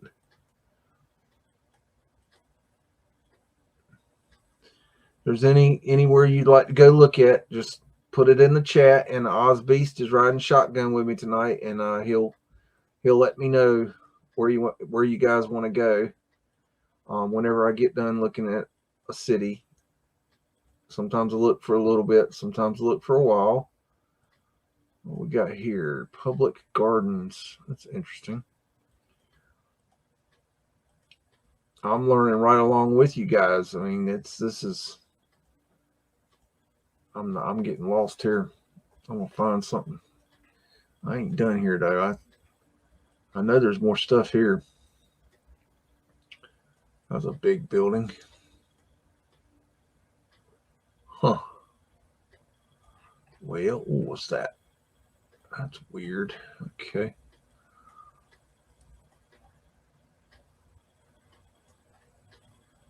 Let's see. Get near the water. That's something that's a little trick with this is that, look near the water because a lot of times the cities and towns, the water was very important. So they would put, I don't know why this thing ain't going in. Oh, there we go. They would build, earliest near the water. So that's where it's good to start. I know you're going to go up that road, so just go on up there.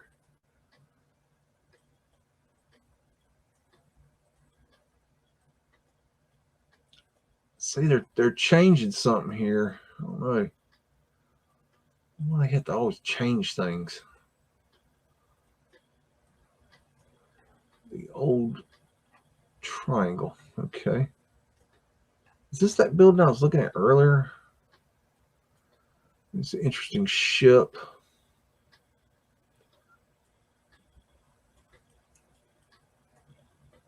Is that what the building looks like? I don't know.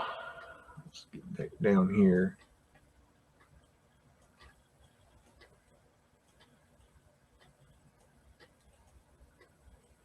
Okay. All right. I think I'm done playing there. Oz, you got any cities? Yeah. Okay. So we got Boric and Yo wanted Brooklyn, or else Isabella wants Niagara Falls, Buffalo, New York. Okay. What was the first one again? Brooklyn. Brooklyn. Well, let's go to Brooklyn. I love Brooklyn. Oh boy, where am I? Okay. Okay. Wish this thing moved as fast as I do. Okay, Brooklyn. Okay. I believe I got to get my bearings here. Let me drop myself.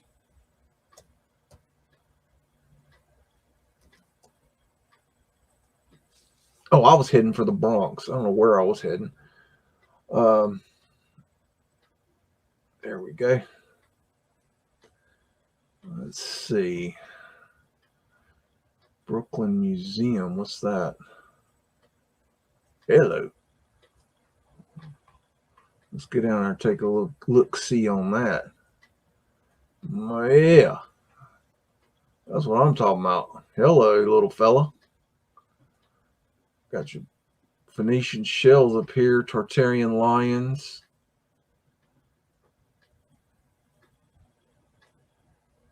Man. That's a structure and a half. That's really pretty. I can't even imagine how many people actually lived in this area prior to, you know, them tearing it apart. You know, I mean, they've torn a lot of this down. It's like the Bronx. They just decimated a lot of it, trying to hide it. And they blamed it on the poor people there, which is complete horse shit. Back in the 80s, like, oh, they're burning down their cities, you know, their buildings. No, they weren't. The landowners were burning them down because they couldn't afford to fix them, and so they were probably hiring, you know, shifty ass poor people, whatever, to burn them down. I mean, yeah, that's probably true, but they didn't. The way they made it was like the poor people just burning their their buildings down, and that's not true. You know, that's pretty. Wow, look at that. That's really cool color scheme. I haven't seen that before. I don't know the story on Brooklyn. I don't know what kind of crazy story they have here, but I'm sure there's some kind of whack history that goes along with it. There always is. It seems like every time you look at this stuff, and I like to look when you see guys like this working on things, pay close attention because they might show you something that you can't normally see. And when you see areas like this, a lot of times this is where like a building would have burned down or something, and then they leave it open and plant trees and stuff there. But you can see a lot of stuff there. And another thing you can do, this is a neat little trick. Let's see if we can get into it. You can come over here. Oh, that's a train. Okay, so this one's different, but that's interesting. Learn something there. So that's a train right there. That's a viaduct right there. Just so you know. Arched windows. Look at all these undergrounds. I mean, it's everywhere. Absolutely everywhere. We don't really have any idea how deep New York is. I think it would be like really kind of a scary thing to really know how deep it goes.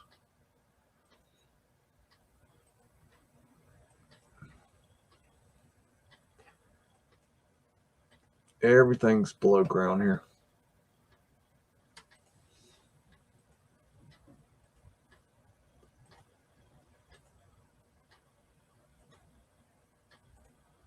Well, stuck. There he goes. Doesn't matter where you go, it's just everywhere. You just don't build this way. There's no reason to build it this way. It doesn't even look good. Does that look good? No.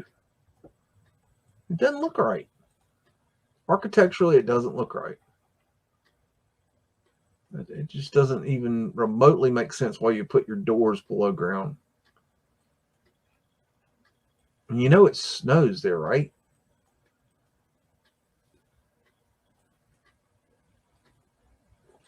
I mean, they had to know it snowed there. I mean, if the official story is true, then we built these, then we would have known that it snows in this area and that we should go, well, maybe putting stairs going downwards where people could slip and fall and sue our ass is a bad idea. But I mean, what do I know? Maybe I'm mistaken. Maybe. Because that makes sense. You know. And you know, you're going to put this kind of detail on a building that you're going to rent out to tenants that you know you're going to have trouble getting the rent out of. I mean, that's just a thing, you know. The tenant don't want to pay you, and you want the tenant to pay you, and you know, basically you're trying to sell a box to somebody so they can have a place to live, right? And do you really think the people care about the outside of the building? I mean, your average Joe. I mean, maybe your Rockefeller Ken and people like that, they care what the outside of the building is. But I'm going to be telling you the truth. This is from a fella that I ain't never, you know, been the high on the hog. So I'm going to tell you right now that I don't give a damn what the outside looks like. It's the inside that would be the only concern to me. I don't care it looks like this. I mean, would it be cool? Yeah. I mean, yeah, my building looks like that. Yeah, my pad's cool. But do you really care when you're paying, you know, all that rent? You want the inside to look good. You don't care what the neighbor looks like. You don't care what your building looks like. It could be a square box made out of brick and you'd be perfectly satisfied. You'd have absolutely no problem with that.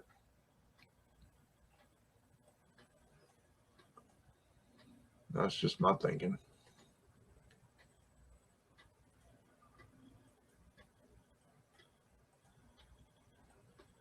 All these steps.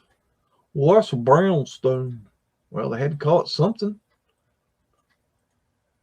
When you steal a building, you got to come up with a reason as to why you did it that way. When obviously you didn't build it that way. I mean, look at that. Checks cashed. Yeah, that makes sense.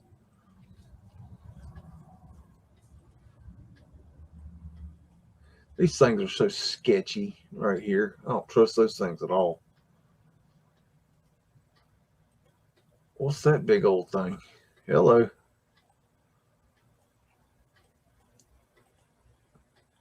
All right. I'll tell you what. Got another city there, Oz? That's weird how it goes in a Yep. We got Buffalo in New York. Okay. Or Boston in Massachusetts. Let's go to Buffalo. I don't think I've dropped into Buffalo. Not that I remember. Old world stuff there. Oh, yeah. Let's see. Oh, where are you? It's up here, right? Yeah. Right on the border. Yeah. It's near Niagara, isn't it? It certainly is. Yep. Niagara's. I thought Niagara was right here. No, where is it? I thought, wait a minute. No. I know it's right here, ain't it? Yeah, it has to be. It has to be Niagara. Or close to it or something. Well, there's the Niagara River. Oh, there it is. There it is. I had a choice to go there one day or go to the Rock and Roll Hall of Fame. We were somewhere. I don't know where we were. I was touring, and we were somewhere in between. And it was either go this way or that way. And I thought, well, hell, I don't care nothing about no Niagara Falls. I want to go to Rock and Roll Hall of Fame. And when I went, it was 1 week before it opened. I didn't even get to go. So it was a wasted day. And the other guys went to Niagara Falls. And I wish I had gone there because I've never seen it. So Niagara Falls is the old world. This is definitely, if you look at old photographs, you know, there is definitely, you can't, I don't think, if I'm not mistaken, you can't see what's really there now or was there. But at one time, there was like all these structures all around here. And so, yeah, Niagara, I think, was definitely old world, but that's not where we're going. We're going to Buffalo. Okay. Sorry, got sidetracked. Where are we? And y'all. I think there's the obelisk. And if we go, yep. I was looking for, anytime I see an obelisk, I look for the dome. And it seems like that they were part of a system. So whenever I see that, I look for that. That's a dome up there. That, wow. That thing looks like a birthday cake, wedding cake or something. And does this one have lions on there or something? I don't, hold on. Let me see. Sometimes they'll let me drop down. Yeah. Okay. Yeah. So yeah, you got lions there.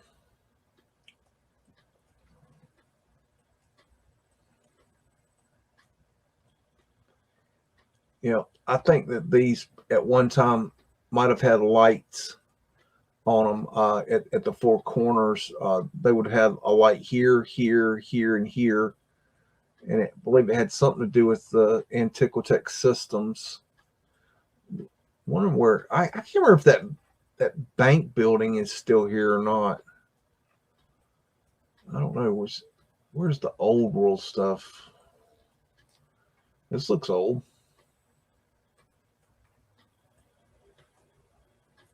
That's neat right there. It's like an obelisk coming out of the top of that.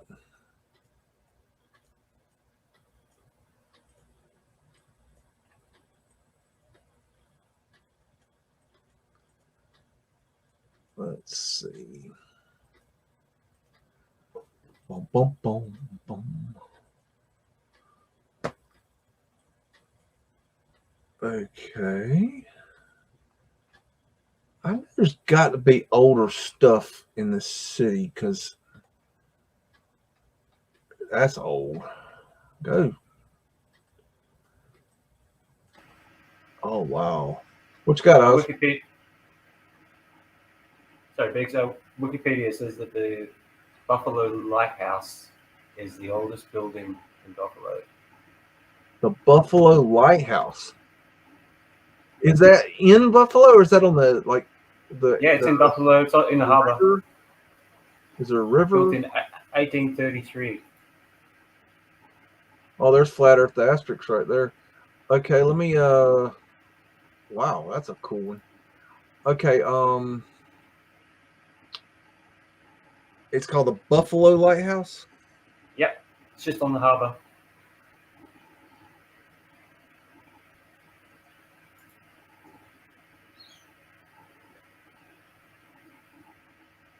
That's got to be it right there.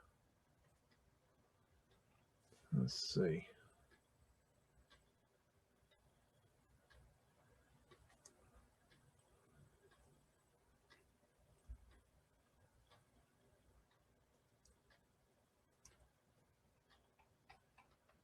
All right, you're gonna let me drop down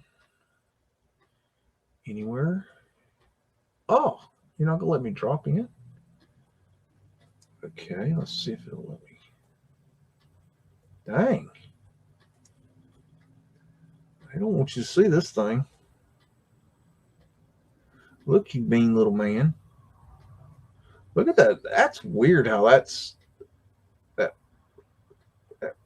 rock right there. The way that's done is really strange. They're not gonna let me jump into it. That sucks. What a rip. I can't get nowhere near that thing. Nothing. Well, that's a crock. How are you supposed to be a tourist if you can't go touring?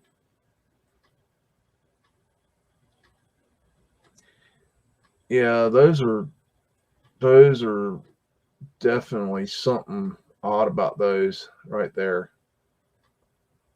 I bet it's not gonna let me drop into that. Nope.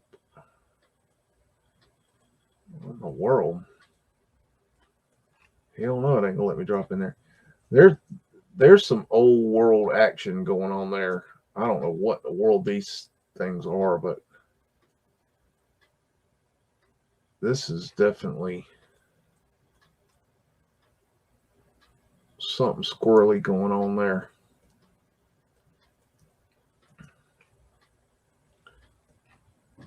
I don't know a lot about Buffalo. Let me get back down here in the city. Okay, we got the. Wish I could remember where that building was. A real cool building. It's famous. Let's go look at this one. See what this is about.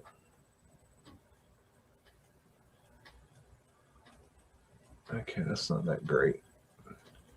You know, I bet that there was a great fire in Buffalo that wiped this thing out.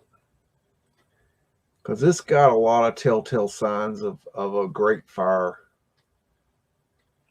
I don't know the history of Buffalo, but I'd be willing to place a bet there for that. And that's not knowing nothing. It's just got a lot of that, you know. It's like so far few and far between where the buildings are, and you know this thing was full. I mean, I can look. I've got old world pictures where that I've shown in the MUDDIN show where Diamond Symbology, where I know this place was full, portholes. So I know the buildings were here. That means that they had to get rid of them. So definitely there could be a fire. Oh yeah, there was 1813. The British burnt it down. 1813. The British burned this one? Huh. And another great fire in 1954. 1954. Now, I bet that's the one that really decimated it.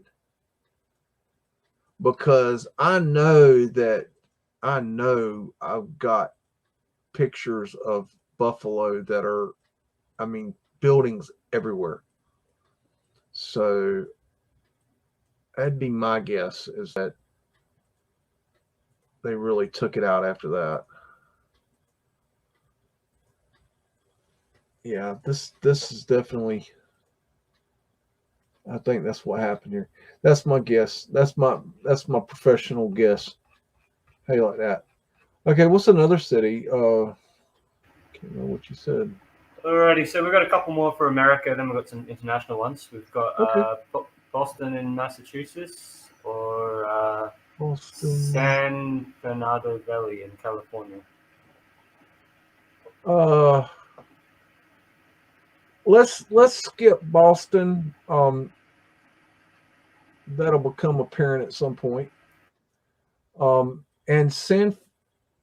what'd you say? San Fernando Valley? San Fernando Valley in California. And where is that?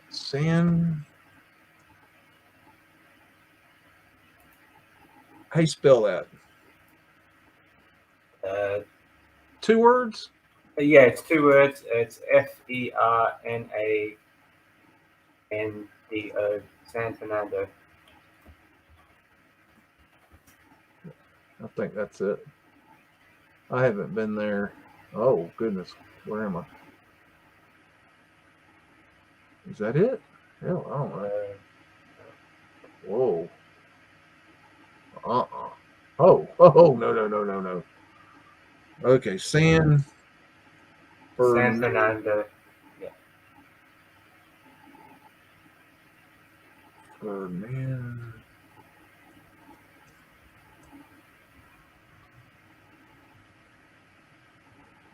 I knew something wasn't right there. Yep, that's it. Wow, that's a. So it's north of Los Angeles. Okay. I like to know where things are if possible. Wow, this is like suburbia hell here.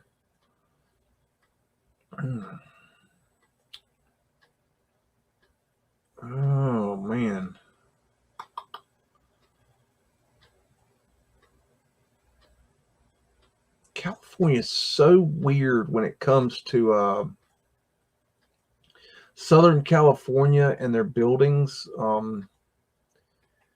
They have a lot of they've like modernized it or something. I don't know.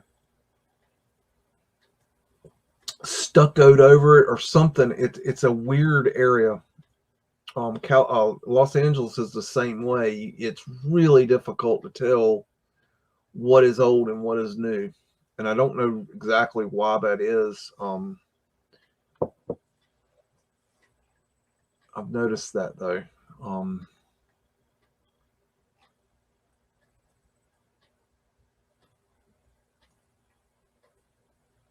That's a big building right there.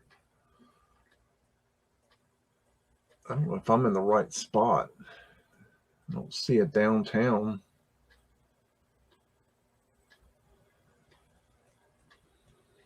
Oz, can you ask in the chat, whoever asked for this one, if there's a particular area to go to in San Fernando?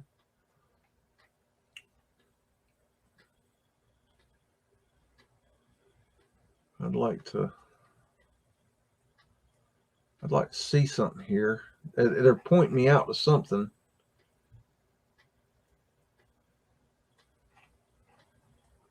Yeah, that was from Vince Villa. He said he grew up there, but no specific building.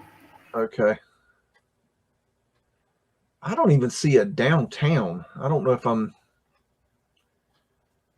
mean, not everywhere. And this looks very modern. It's laid out like a grid. It looks very like a very planned area. I'm not sure. I'm gonna go somewhere else. If they come back and let you know, maybe we'll go back and look. I'm not seeing what I need to. What's another city?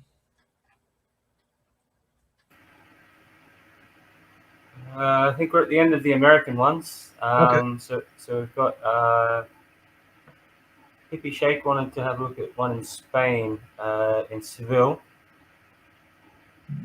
Seville in Spain, and a particular building, the Piazza di España in Seville. Okay, South. Can you put that in the chat? Yep. 1 second. Let me grab it.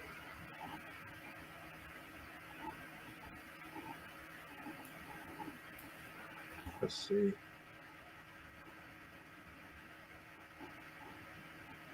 Got a specific building, so I want to make sure we. There we go. Okay. Oh, where is it? Oh, it might take a second.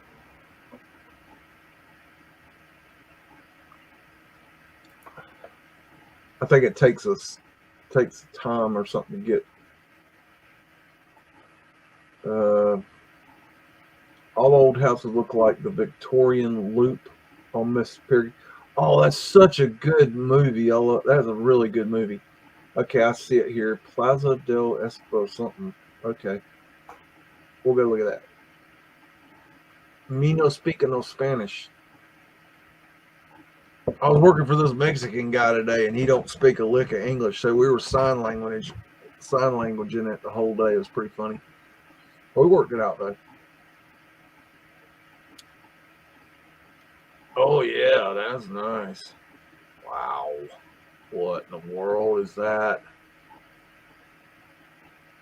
Oh no. We didn't build that. No. Oh no. Come on. Seriously? That's insanity. Wait a minute. I got to get down.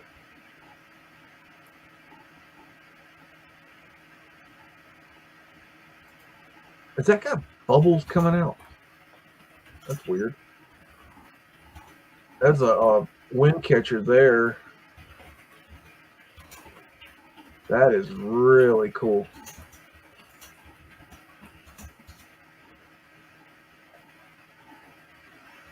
Wind catchers here.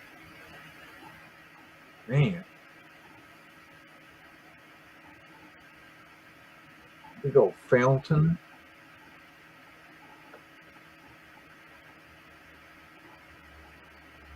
That's incredible that could even be built. And then to say that it was built in whenever they say this was built, I mean, seriously, how would you even, okay, just taking out the narrative and ignoring the narrative. I mean, let's say they built this yesterday. I mean, how did we build this today? You know, with our technology. Are those cannons? They got cannons sitting on the front of the building. Okay, that's odd. We got more cannons. That's cool. That's a heck of a structure. Wow, look at the sidewalk. Whoa, go back. Check out that sidewalk. Dang. Nice one, hippie. Okay. Let me get back up here and see if we can find.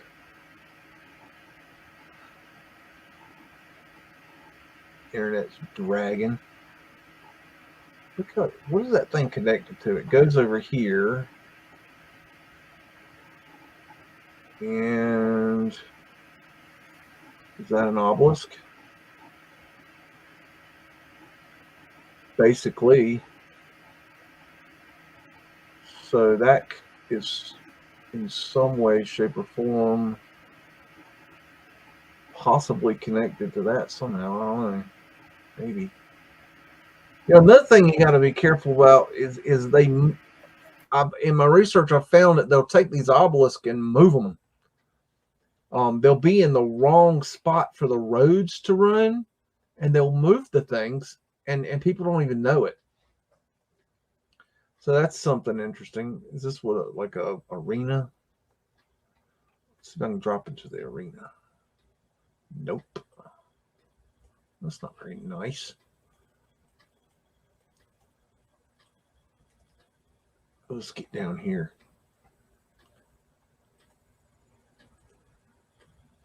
Wait, look at that.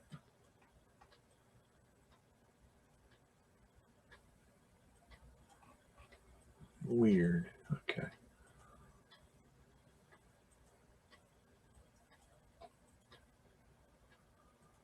Okay. I don't know how they drive down these tiny little roads.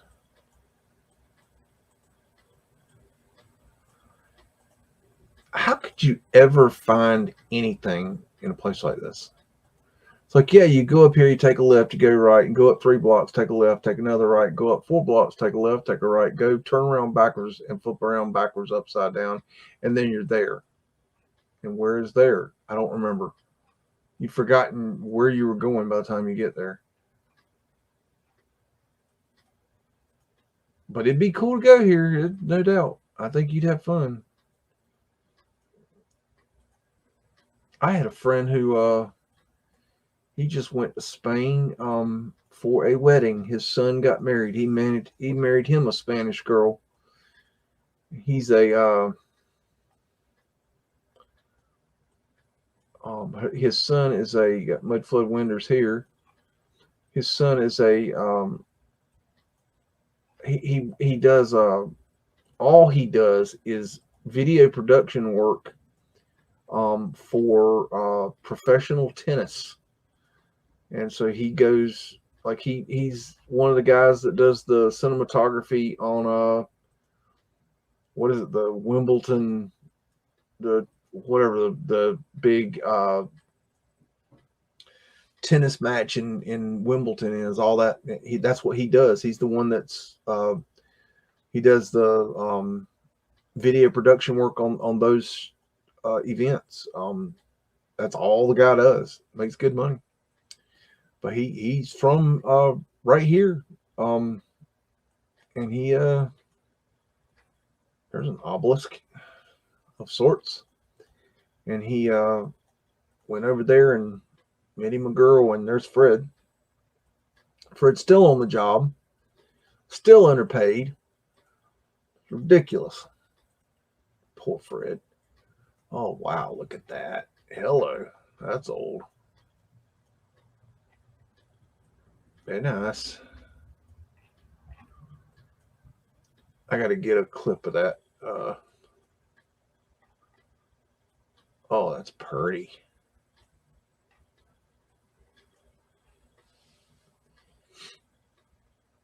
You know, I don't even know how to like say this in a way that makes sense, but you know, we know that America was that they started inhabiting or populating, repopulating, however you want to say it, America in around 1850s. Um, that's when they started bringing in the people. I think they were here probably before that, fixing things up and getting it ready for us to populate. That's pretty. But look at the size of that door. Oh, we got a little door inside the big door. But you know, okay, that tells us that they brought us over at that time to populate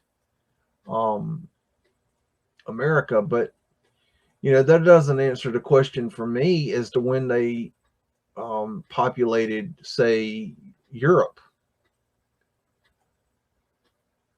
That is really odd right there. I That's really weird. I don't know what that is. It kind of looks like a weird kind of pavement glass, but I have never seen pavement glass that looks like that. It ain't gonna let me go no further. You son of a bitch. So if I'm gonna go down here, I'm having fun here. Go down there. Thank you. So you know, if they populated us around, you know, around 1850, let's say, and these numbers are fluid, but let's just say, just for shits and giggles, we ain't got nothing else better to do. The when did they populate, say, Russia and Europe and I don't know, whatever, Italy? I mean, you know, whatever. What you know, did they populate those places at the same time? I don't know what happened just there. I don't know. I think I'm in a rabbit hole here. You know, I'm not so sure that it was all done at the same time. I don't know. Yeah.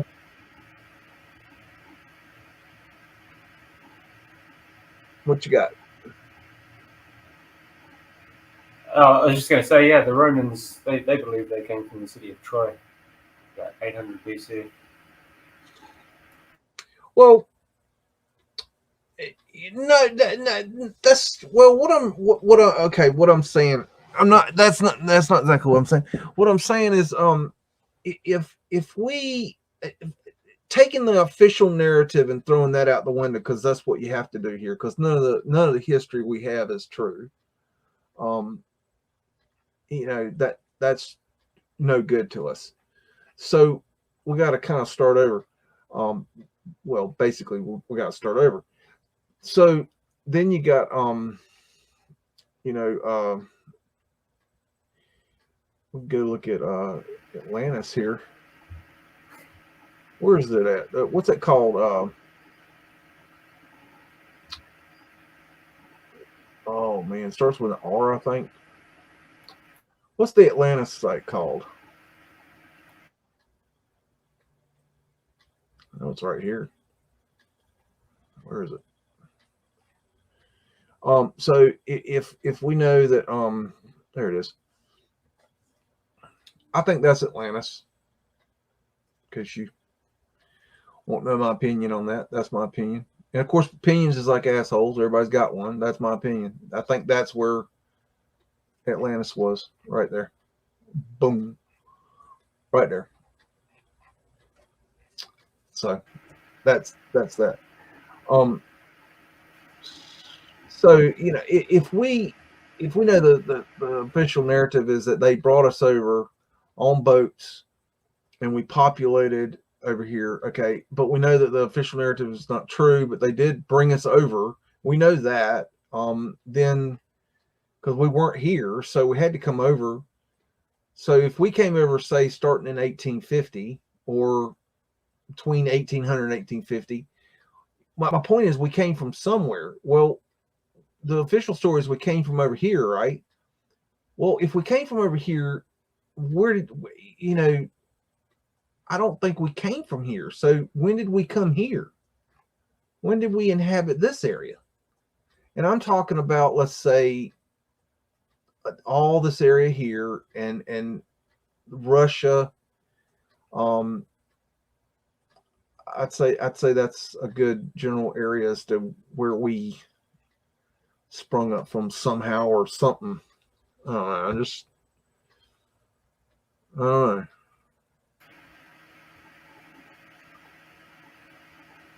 I haven't done a lot of study on it. What do you think of?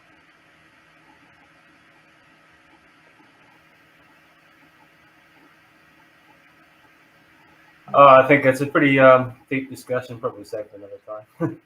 Yeah, I don't have an answer. I haven't studied that to where I have an idea of what I think there. I think there's an anomaly. Maybe Robert Seffer. He does a lot of looking into that sort of thing, the anthropology and earlier human history and origins. Yeah, I mean, and it's different all over the world. I mean, you can't just take one area and say that's what happened, because I think it everywhere is different. I mean, they got some whack ass shit going on in India. You study India, it gets real crazy.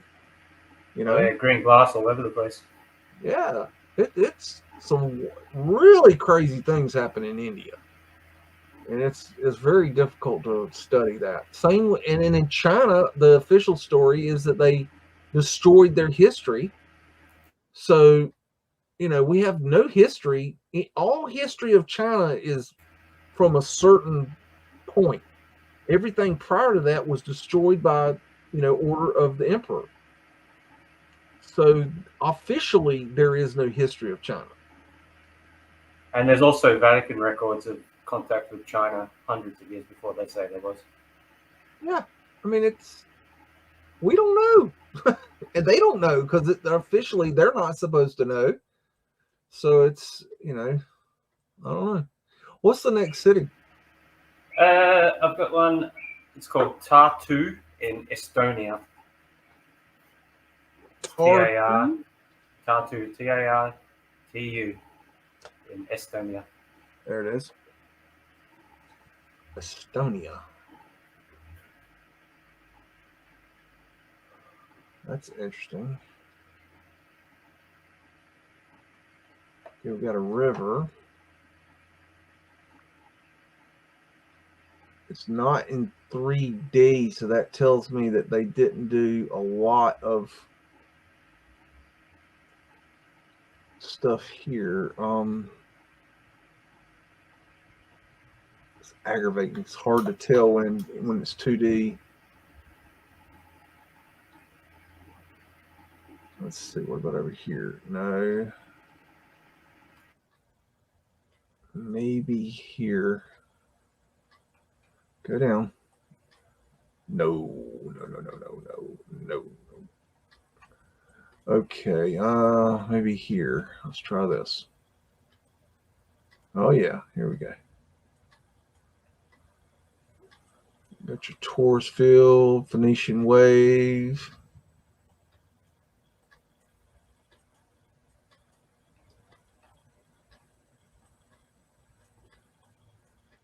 Winder's down there at the ground.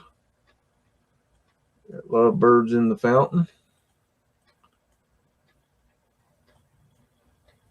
Check that out. Those are cool.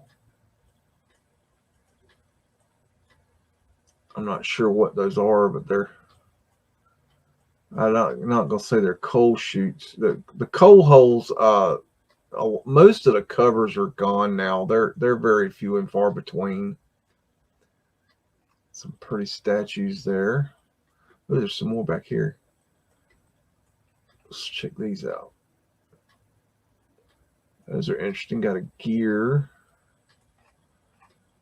Oh, that's very overkill for this building.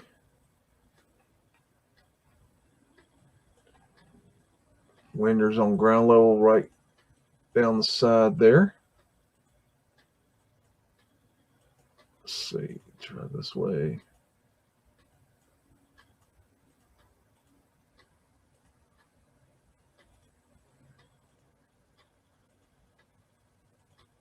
Let's see. Man, this is. I'm surprised there's so much modern stuff here. But then again, it is being 2D on the map tells me something. Whenever you see that, they didn't spend as much time for a reason. That's interesting there. Sometimes they don't want you to see things, but I think this is more a situation where there's not as much left here. I don't know.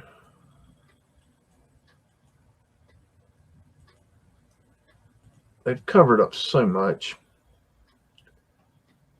You imagine what our world would look like if it was still old world, like everything was still here. I don't think we can even begin to imagine what that world looked like. We'd probably be stupefied.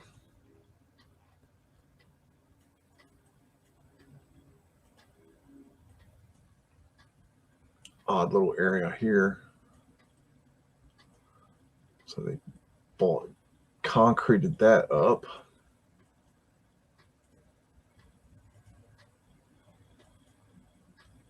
Let's go down here. There's a door below ground. Another door below ground. I mean, does that make sense? Does that even look remotely like that makes sense at all? I mean, look at this balcony here. It looks like you could just jump up on top of it if you were, like a basketball player, and you could do a good dunk. I mean, you could just run up and jump and then be inside their house having tea and crumpets.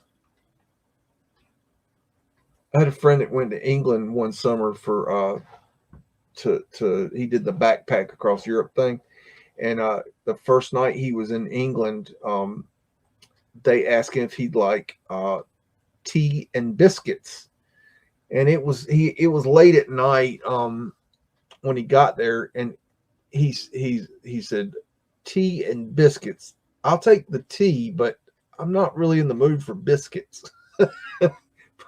And see, in America, biscuits are not biscuits in England. they I guess they got biscuits or cookies, but he thought they were offering like a buttermilk biscuit at like midnight. He's like, I don't know, it was just weird. I always thought that was funny though. Tea and biscuits. We don't mind some cookies late at night though.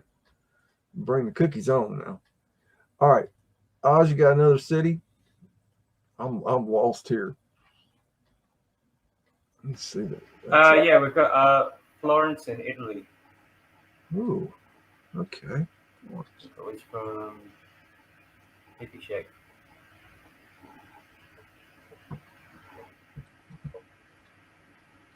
Reminds me of that band Florence and the Machine.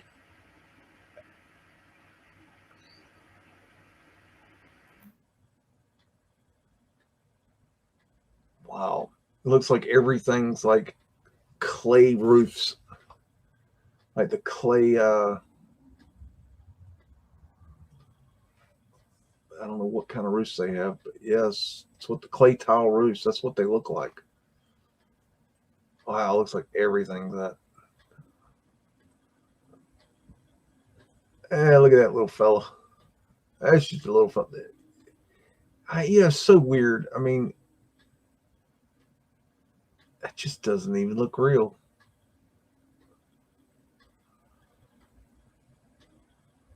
That's a flat Earth asterisk in case you need one of those right there. I mean, you probably don't need one, but if you need to know what kind of Earth you're on, it's going to tell you right there. I mean, come on. There's the 3-door thing. Seriously. I mean, yeah, we built that. Yeah. Okay, we built that. Yep.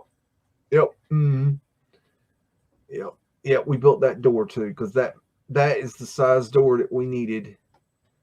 Because look at this midget little fella right here compared to that door. That door is 25 feet, 20 feet. I don't even know. And of course we have to make a door within the door because the main door is too big. Oh my goodness. Get your wind catcher up here. We added some horse shit into the niches here.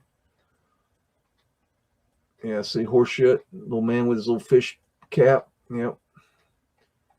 Yeah, there's our world today. Soldiers everywhere. Got to fight the quote unquote bad guys. Oh, by the way, it's the same people. Look at that door. I just want that door right there and put it on my lawn. Right there. Put that on the lawn. Okay, we've added these, no doubt. That narrative came later. Wait, now you gonna let me go where I want to go now. You just go on beside that. What we got here? Some kind of obelisk looking thingy. Okay, let me get out of this thing. I'm trapped. Google Earth works good, but it ain't great. Let's see what else we got. Ooh, what's that? That looks big. Boom. Yeah, boy. Oh, yeah. Oh, hello. Portholes all across the front. The size of that door. I don't even know what's going on in there. That's just freaking huge. Is that a lion? Yeah, a lion right there. So Tartaria had a little something to do with this.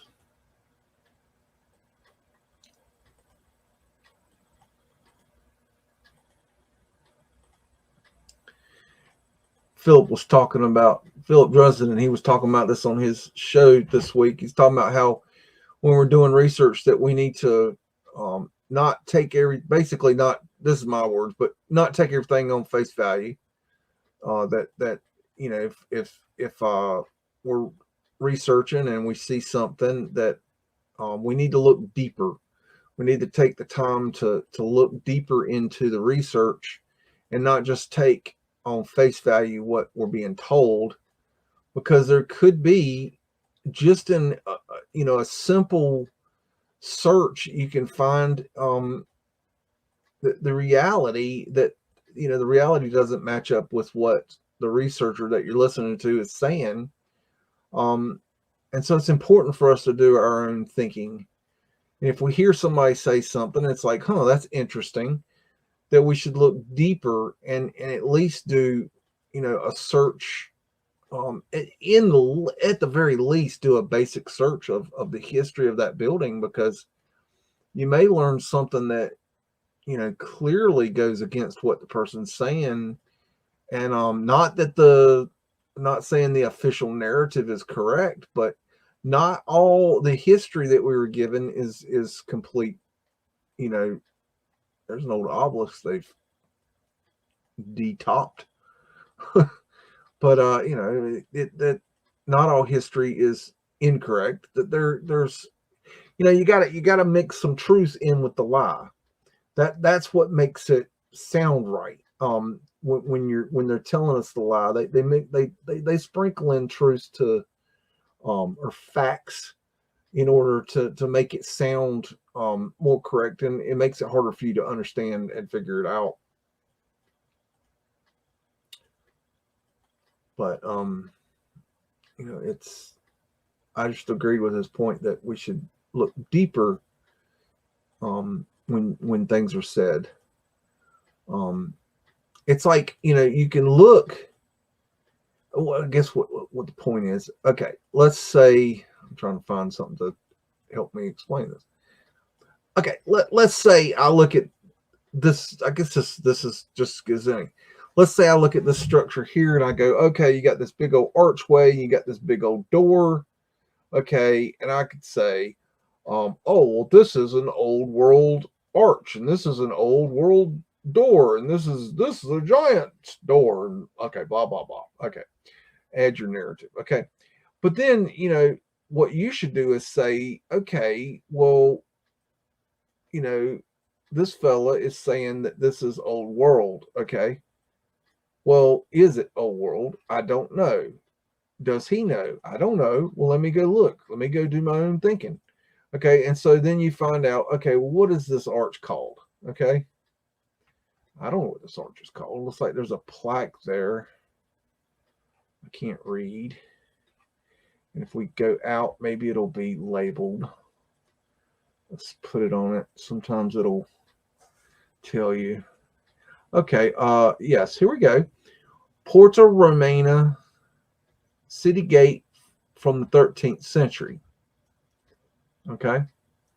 Now, okay, more than likely this is an old world gate. Okay, but the point is, what if, let's say, old Big said, oh, that's an old world gate right there. That's old Giant's doorhouse. Yeah, they go get Giant, get open the door, and he gets to open the door, and we go to use it as a big old door. We don't need a big old door, so we keep doors open or some shit like that. Whatever. Okay, then you go, well, wait a minute. When was this built? And you go look at this, and let's say it didn't say 13th century. What if it said 1984? It's a mock-up of an ancient wall. What if it said that? Okay, I'm just saying. This is hypothetical. Okay, obviously it's not. Obviously we found that's not true. But what if it was? What if you just did a simple search and it said built in 1984, and then that basically would show that what I had just said is old world, and this has got a fleur-de-lis on it. Fleur-de-lis in Italy. Wasn't that supposed to be the French symbol? But anyways, what if this said 1984? Then you would know that. Wait a minute now. If that's true, if this really was built in 1984, then that can't be old world. So then that old dumb BEAGS he a dumbass, right? You see what I'm saying? You got to use your own thinking. If somebody says that something is one thing, then that doesn't mean that it's true. It just means it's an opinion, and you can find it interesting, and that's wonderful. That's great. But you also, if you really want to be a good researcher, you need to do your own thinking and your own research. And not always you're not always going to find what a researcher is saying. You might find something different. I look at this building and, honestly, this thing right here, in a way, kind of looks modern to me. But then again, if you look at, I could see us building a structure just like this. Okay. But if you look at the history of this building right here, you might find that this building is very, very old. Metropolitan City of Florence. Okay, no, that's not going to tell me. I'm trying to figure out what this building is. Sometimes you click on it, it'll tell you what it is. It's not going to tell me. My point is that even though this building here to me looks like it could be, it kind of looks like it could be a new world building. I don't think it is. I think it's been refacaded. Wow. I don't even know what I dropped into. Oh, hi, David. And where the hell am I? Oh. Okay. Wow. And that's another thing that just drives me nuts is how they take all the good shit and they put it in museums. Okay. So you don't even get to see it in situ. You have to see it in an old ready ass museum. And there's a flat earth asterisk right there in case you need that. And this is weird. What we got here? What is that? Is it an obelisk? Let me go see that. Oh, you son bitch ain't gonna let me look at it. See, that's not fair. What in the world? That is odd. It's like it's weird how they're off angle like that. I don't know. What's this thing? This place is so weird. Okay. I don't know what I was talking about. Probably nothing important. I'm kind of tired today. I've got an electrical job I'm working on for this guy who owns a mechanic shop, car mechanic shop. And I'm trying to help him get some electrical things fixed for him. And so I started doing that, and then he's like, well, can you do this? Can you build me, this structure? And I'm like, yeah, I can help you with that. So then I started working on that. So that sidetracked me from working on my electrical job. And then once I, got kind of into that, then it's like, oh, my landlord's like wanting me to clean up my, around my building. There's Tartarian line, wind catcher. He wanted me to clean up around my building. Could you help with that? And he, the guy's got car parts like everywhere. I mean, just engines and transmissions and mufflers and this and that and you name it. And I'm like, yeah, I can help you with that. Hell, I'll do anything if it's it's lucrative enough. I mean, hell, there's money to be made. You just help people. That's what I do. I do handyman work, and it's like I never know what I'm gonna get into. It could be it can be all kinds of craziness. But yeah. So then I started working on it. Last couple of days, I've been moving car parts and getting them off to the scrap place for him and getting him out of his way because he doesn't have time to deal with it, but his landlord wants it cleaned up. So, I started off with an electrical job, which I still haven't. I've only got it half complete, and then I've got, building a structure for a big air compressor for him, and then I got this cleanup job, and it's all one job turned into three. So, anyways, that's kind of where I've been this week. Not that y'all care. I'm just telling you what's going on with me. That's just how it goes. I get a little busier during the summer's months. People around here, they like to work when it's warmer. People are like allergic to cold around here, which I just don't understand. Put on a jacket. It's not that bad. We don't live in the Arctic. I mean, come on. I don't know. People are weird. Big old arches. Anyways, I hope you guys are doing okay in the chat. I'm not ignoring you. I've got Osbeast riding shotgun tonight. So if you got any questions, just holler at him and ask him if you want to go somewhere or whatever. or if you got a question. I hear you, Oz. What you got? Just waiting to move on to the next city. Okay. Google's Maps is. Hey, Oz. Hey. What was the next city? Okay, we got staying in Europe. We got I Heart Ferries wants to see the Chateau Notteboom in Antwerp, which I'm guessing is in Poland. It's in the chat there. It's in the chat. Okay. The second one from the bottom.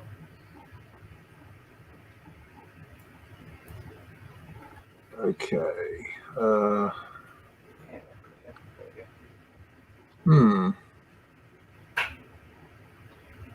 I'm looking for it. Is it under you or I Heart Fairies? I just put it again in the chat. Oh, it takes a minute. Okay. It'll pop up. There it is. I don't know why it takes so long. It's so weird. You got to click on where it says top chat. You got to change that to the live chat, and then it'll be more instantaneous. Oh, that switched over on me, I guess. I don't know why it does it. I'll have it right, and then when it goes live, it switches it. Okay. And why it doesn't start off with live chat, I don't know. It's ridiculous. Oh, wait a minute. What happened there? I don't know what I just did wrong. Oh. I don't know what I'm doing. Oh, I see that. I hit the wrong button. Well, that's probably what I did. Okay, and we're looking for, was that a certain building? Yeah, it's the Chateau Notteboom in Antwerp. There we go.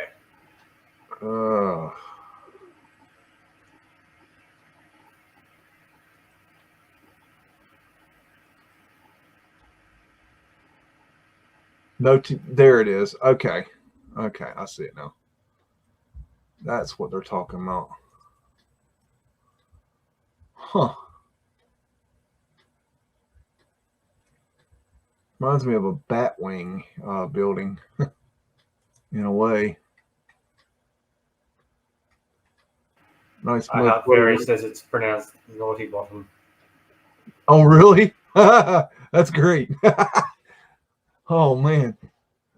That's a, oh, well, that right there is a Flat Earth asterisk. And then you got, oh,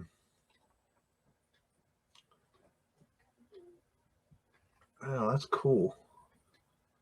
Interesting little Mudflood windows here with the little grates below them.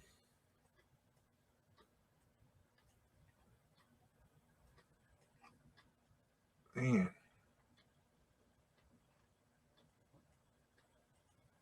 Very nice. That grate below there. That, I mean, that definitely goes down right there. No doubt. Yeah, when you see grates in front of things, that's definitely letting light into the windows. So this is the Naughty Bottom building. That's great.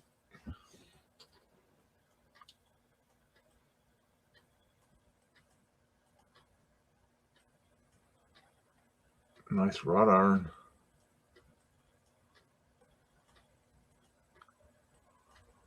Let's go over this way. See what you got. Yeah, it's amazing. This type of construction is the same all around the world to an extent. I mean, it's, you know, it's like, how in the world did every country around the world come up with the same styles at the same time? I mean, yes, there's differences, and yes, there's a lot of different extravagant things that are going on in different places, but that's an old coal chute right there. But you know, there is also dramatic similarities between the architecture all around the world. I mean, I used to think all that this kind of architecture was only in, say, Europe. I mean, I didn't know. I thought you had to go to Europe to see anything cool. You know, I've never been to Europe, you know, so that's just was my impression. But you know, I'd walk past stuff like this all my life and didn't even notice it. So I love looking at construction because you get to see inside things that you normally wouldn't get to see. Look how tall that ceiling is. Huh. Weird. That looks like pavement glass right there. Pavement light. If you ever wonder why I say different ways at different times, it's because it is known by different names in different places. Pavement light, pavement vault lighting, sidewalk lighting, glass sidewalks. There's different names for it depending on where you're at. So I say it different ways so different people can understand what I'm saying. There's not one particular name. Damn, the wrought iron fell off of right there. I tell you what, these little things right here, these little sorry that Google does that, leaves it damn error sometimes. These little things in front of the doors, I'm seeing them almost every house. Those are very suspect. I would look into those. If you're a researcher in this area, check those out. Check out the history of that. Why are they there? What do they do?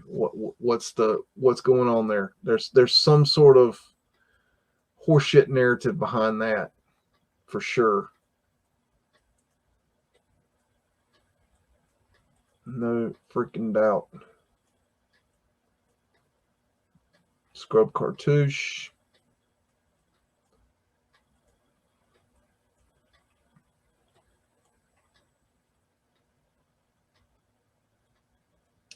Vesica Pisces right there.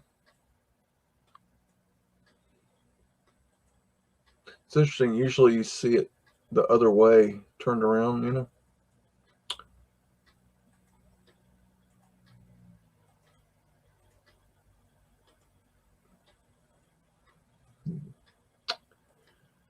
Very cool.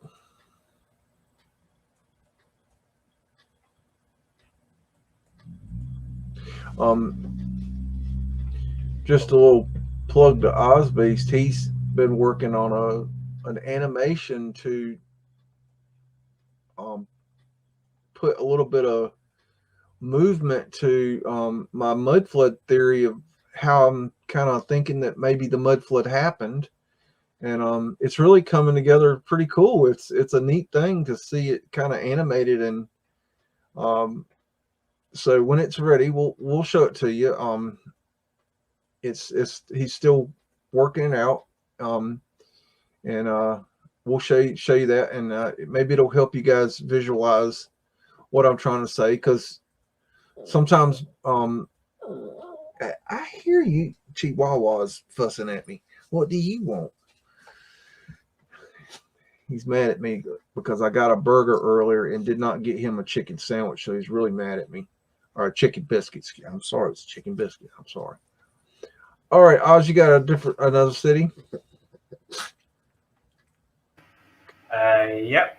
We've got Augsburg Town Hall in Germany. I'm guessing in the town of Augsburg.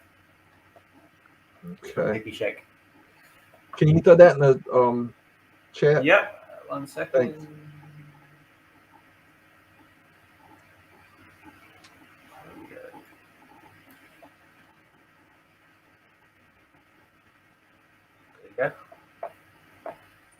Okay, let's see how fast it comes up this time.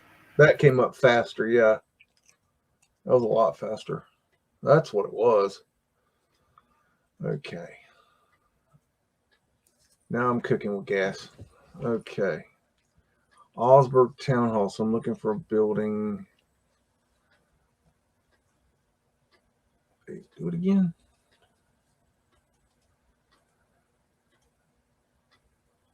Well, there it is. Okay. All right. Oh, hello, little fella. Nice.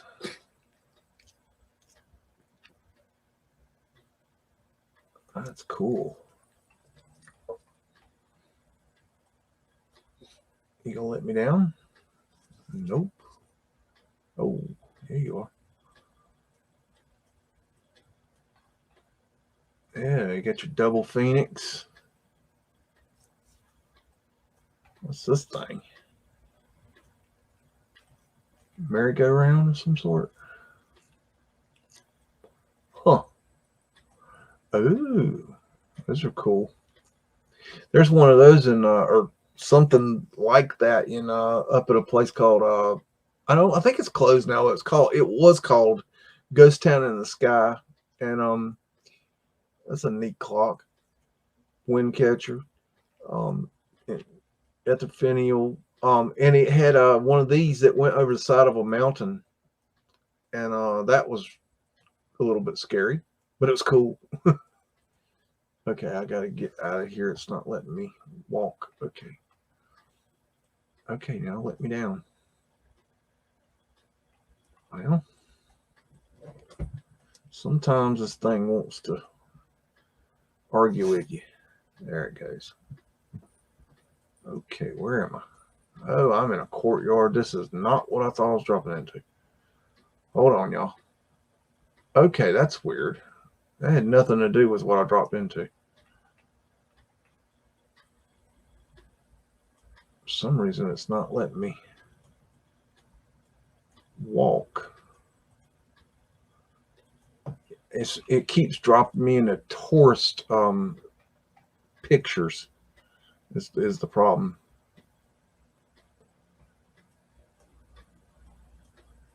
That's just part of it. Oh, I'm back where I started.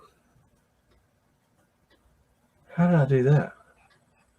Let me back up. I think Hippie sent me into a trap. It's okay.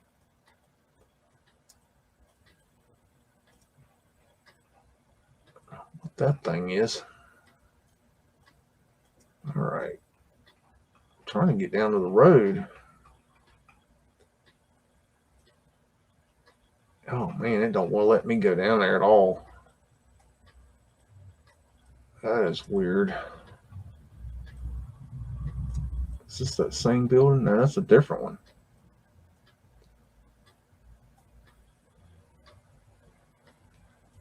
Oh, hello.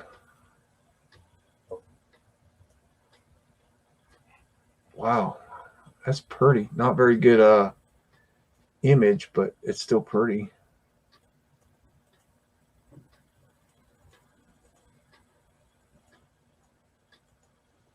There's so many tourist pictures on these maps that it's really difficult to maneuver in some of these places. See, I'm stuck in a tourist picture is what I can't even get on the road. I have not gotten on the road yet.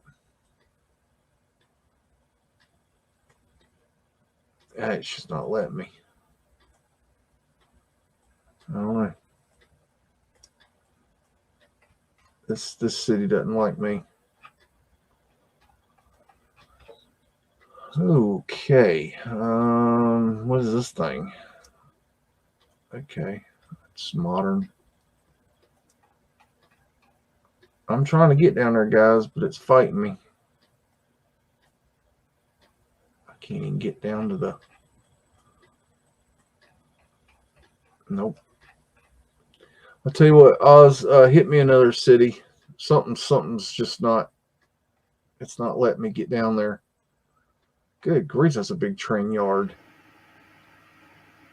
Okay, we've got back in America now. We've got Tecumseh in Nebraska. Wanting to look at the town hall. Okay, that's a new one. Tecumseh. Hang on, I'll put it in the chat. Yeah, I hadn't heard of that. That's from My Heart Fairies. There you go, Nebraska, Tecumseh. Oh, that must be an Indian name. Sounds like it. Well,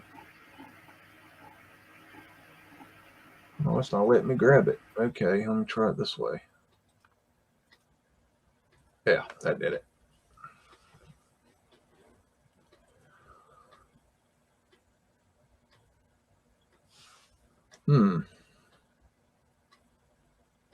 It's got a very modern layout. Whoa, what was that? I don't know what I just did there, guys. That was super weird.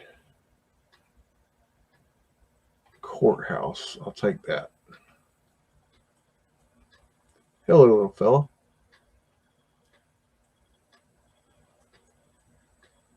Nice portholes. Got your Phoenix up on top.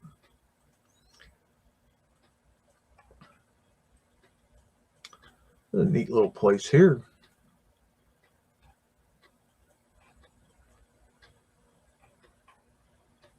Wow, those are cool. Okay, that's odd. How weird's that? Okay, that's very... Got something going on right there.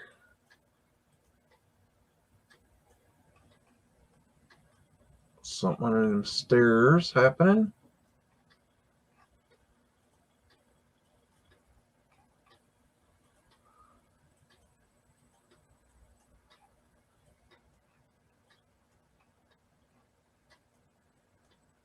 Okay.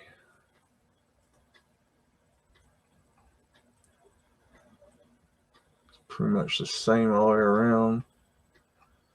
Buffalo Winter's on the bottom there. This is a cool little city here, or town. I guess it would be a town, but this is a cool... This reminds me of the town in Back to the Future. That movie, the movie Back to the Future. You could definitely use this as the set for Back to the Future, the original. Okay, I-895 with fleur-de-lis on it.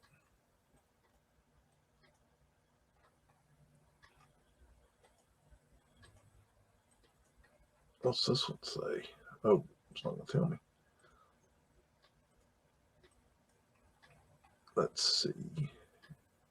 1885. Oh, yeah, look right there.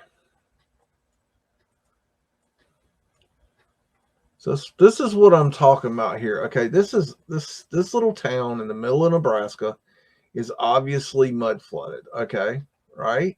Would you agree? I mean, look, we got nice windows below ground level here. It's a little hard to find because, you know, they've probably done a lot of hiding. Why did they do that? Thank you.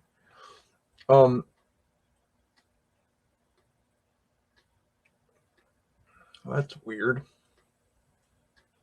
They've definitely changed some stuff there. And does that look like it, you know, should be on a church? Oh, that's a city hall. Wait, I thought the other was a city hall. Maybe they had two city halls. Huh. Well, that looks like a mercury ball up there. But where was I going? Oh. So, you know, this goes to part of, you know, what I'm looking at. When I look at a theory, you know, I don't like look at, okay, I don't say, okay, well, here's a theory, and that's that. I look at, okay, well, what's wrong with the theory? You know, not just what's right. Look at that old window right there. It's been blocked up. You know, it's not really, that's odd. It's not what's right with a theory that concerns me. It's what's wrong with the theory. And so when I looked into my theory, I wanted to find a theory that like a universal theory. Not that every theory, one theory can, not that I think we can find a theory for everything, but kind of like that. You know, a theory that incorporates, see, there's your train track.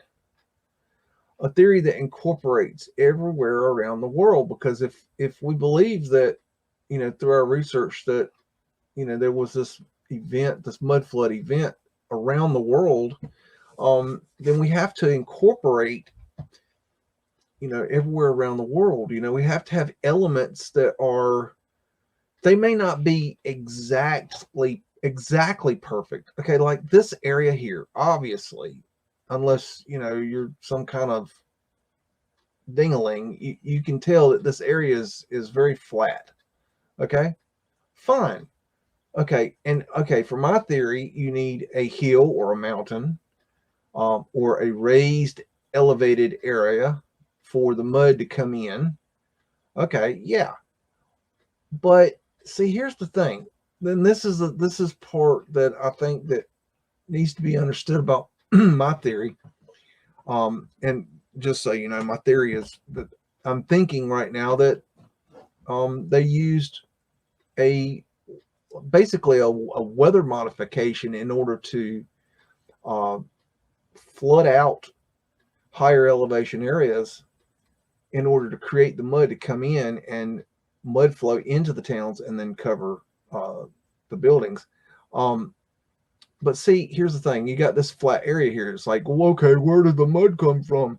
Well, it came from the hill that is not here anymore because it was mud flooded into the town. It's not here anymore. Okay? It's gone.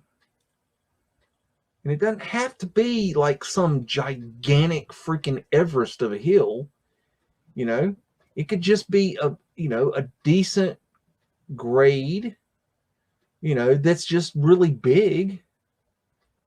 And then here's the thing. You can come into these towns, okay? And let's do this here. Let's do it now. Why not? And you can look for the flow, okay?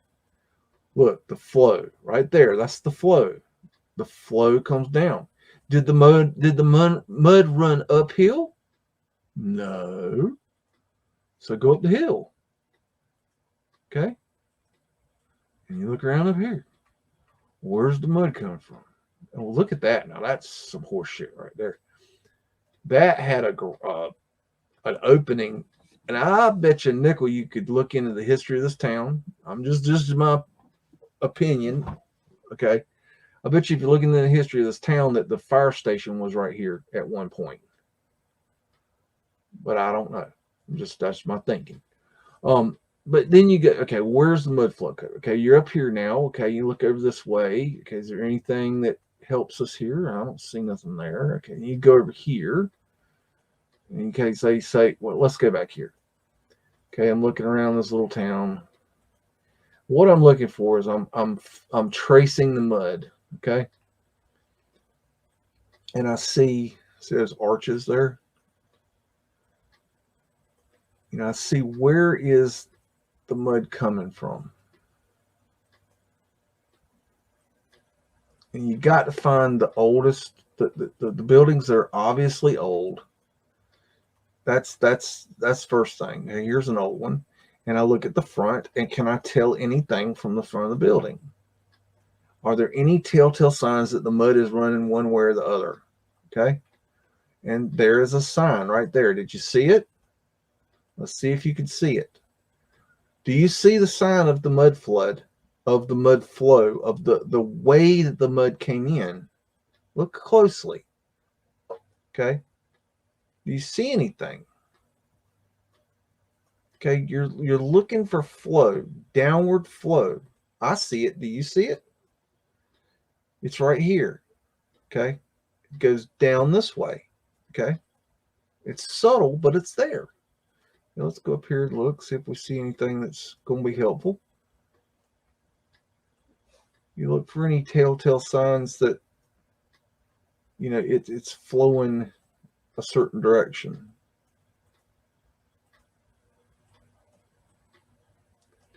Anything that might help. And here we go downhill, obviously. So that's not the way we want to go. Okay. You look here. It's pretty. I'm looking for telltale marks of mud flow. And see, I'm not seeing anything that's real helpful. But let's just say I'm not seeing a lot of data here. Okay, let's just say that from our brief research here, and I'm not going to do a lot of research on this, but let's say that the mud is coming, it's going this way because it goes downhill that way. So probably more than likely, and this is on preliminary research, this is not like full research, okay? The mud came from this direction, okay? Came from here, this direction. So I would look in this area here, over here, I'd look for where the mud came from. And this is hard to tell because it's 2D. See, that's 2D. I cannot tell if there's a hill there. Okay.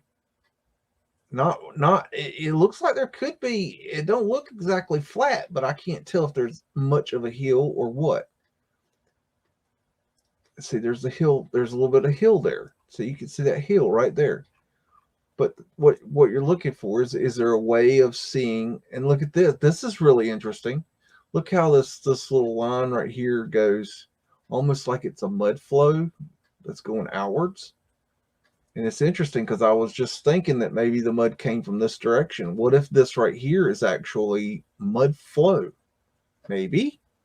And I'm not saying it is. See, this would be a situation where I say where you go and you do your research, and in order to find out the truth, you'd have to actually get down and do boots on the ground and really investigate this place. I mean, stuff like this, you need real what are the guy surveys. You need a surveyor to deal with this stuff, because they would be able to give you the elevations and things like that. I don't know. I'm just trying to give you an idea of how to look for these things. What you got, Oz? Anything good? Yeah, we've got one of the guys wants to see North Platte in Nebraska, just nearby. North Platte, Platte. Hang on, I'll put it in the chat. I've heard of that. Gosh. There it is. It's from Dr. Detroit. Okie dokie. Hi, Dr. Detroit. Welcome back. And let's see. You got another one that's 2D here. Now, another thing you can do in looking for this is, first thing I look for is a river or a body of water like a big lake. Say it's Chicago, you look for the Chicago, you got the Great Lakes. But here you got a river. It looks like it's maybe drying up. But I'm not really seeing the town area near the river. So the next thing I'd look for is the railroad tracks. Because a lot of the action would happen near the railroad tracks. So I'd look there and see if there's anything helpful.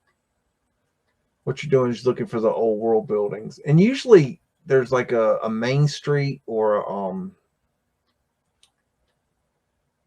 something like that. I'm not really seeing a lot. Let's see if we can. This looks like it might be a main street here. Yep, here we go.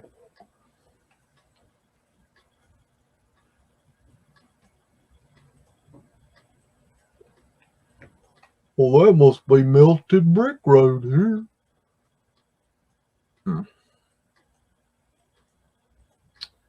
I don't think so.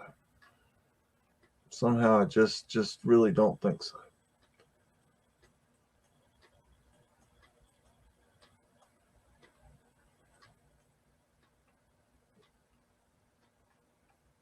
That's interesting right there. There's prism glass right there.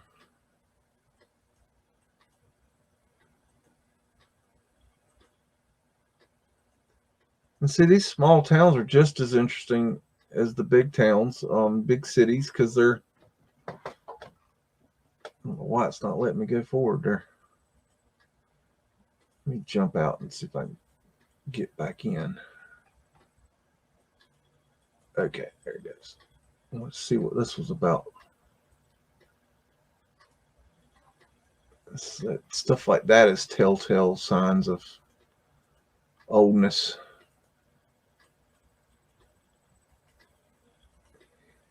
So a lot of these cities they didn't do them as well as the larger cities, and the damn Google Earth is just rotten to work with. It's really difficult to get it to maneuver because they don't spend as much time in these places, and so you don't get as good a data. But maybe over time, maybe they'll do better. I don't know. But I mean, it's a monumental task to do this stuff to actually get.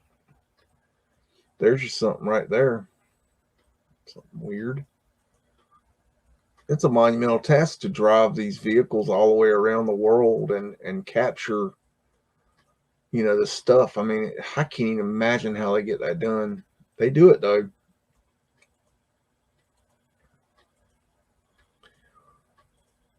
We used to have a German Shepherd, and one day I needed to find something near me, and I didn't exactly know how to get there, and so but I knew how to get there from where I am, and so I give me another city, Oz, and so I went to Google, and I started at my place, and sitting in the front yard is this dog that had passed away. It was a German Shepherd. It had passed away a couple of years before, but it was sitting there on Google Earth in the front yard. It was so cool. Let's see. I didn't see a whole lot there. I don't know. Let's see. Running low on cities now. We've got I've got a list here. How about Cleveland in Ohio or Boise in Idaho? One of those. I think Idaho's up there where Brian Zem is. We'll go to Cleveland first.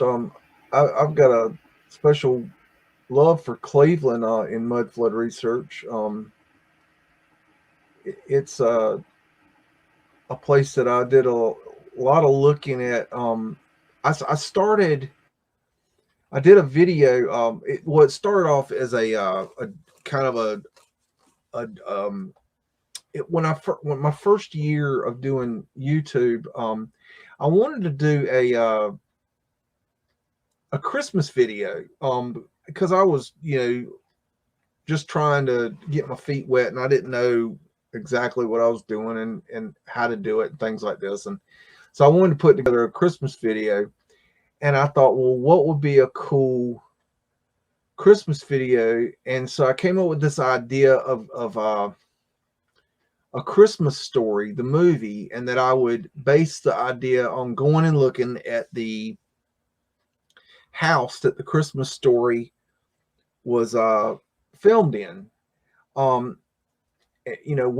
the story there? Is it an old world, house? And so I went, and the house is down south of Cleveland.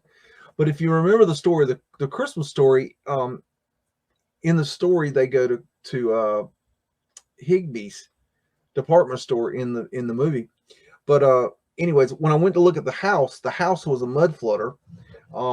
And so I did a look around the block, and I thought that was cool. And then I remembered the part where they went to Higbee's in Cleveland. And so I thought, well, why don't I go to Cleveland and take a look at Higbee's?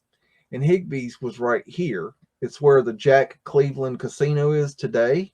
This was the Higbee building right here. And it was in the right next to the Tower City Center, which is this big monstrosity here. And in the process of that, the idea was that it expanded from walking around the Christmas Story house to going to Higbee's and walking around that. And so the idea was I was going to drop down right here, and I was going to walk around this block here, and then I was going to come back and end here. But then the problem was that once I got here, I'm seeing this obelisk, and then I'm like, okay, I keep going around here, and then I got over here, and I came around here, and I thought, oh man, I can't keep going. I got to turn. So I went down here, and then I found all this stuff, and then I found this building, and I found that building, and I'm like freaking out, man, because Cleveland's just badass. And then I found that building, and then I'm like, okay, I gotta get out of this. I gotta go back.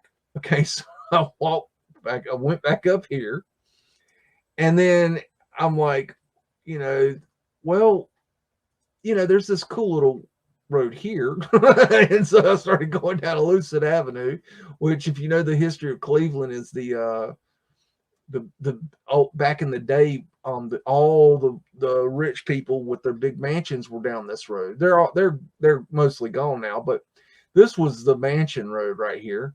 So then I went way on out here, and I think I finally stopped somewhere in here and came to my senses. And I forget where I stopped, but I stopped somewhere in this area, and I turned back around, and so then I went back, and I got back down into the city, and and then I was like, well, while I'm here, I got to go over to the Rockefeller building. So then I came over here, and I checked out the Rockefeller building, which is right here. And then I came over here, and I got here, and I got to this little area, and it was about right here that I thought, okay, this is going nowhere. I could spend the rest of my life looking at Cleveland. It's just like, this thing just keeps going and going and going and going. It was like the Energizer Bunny.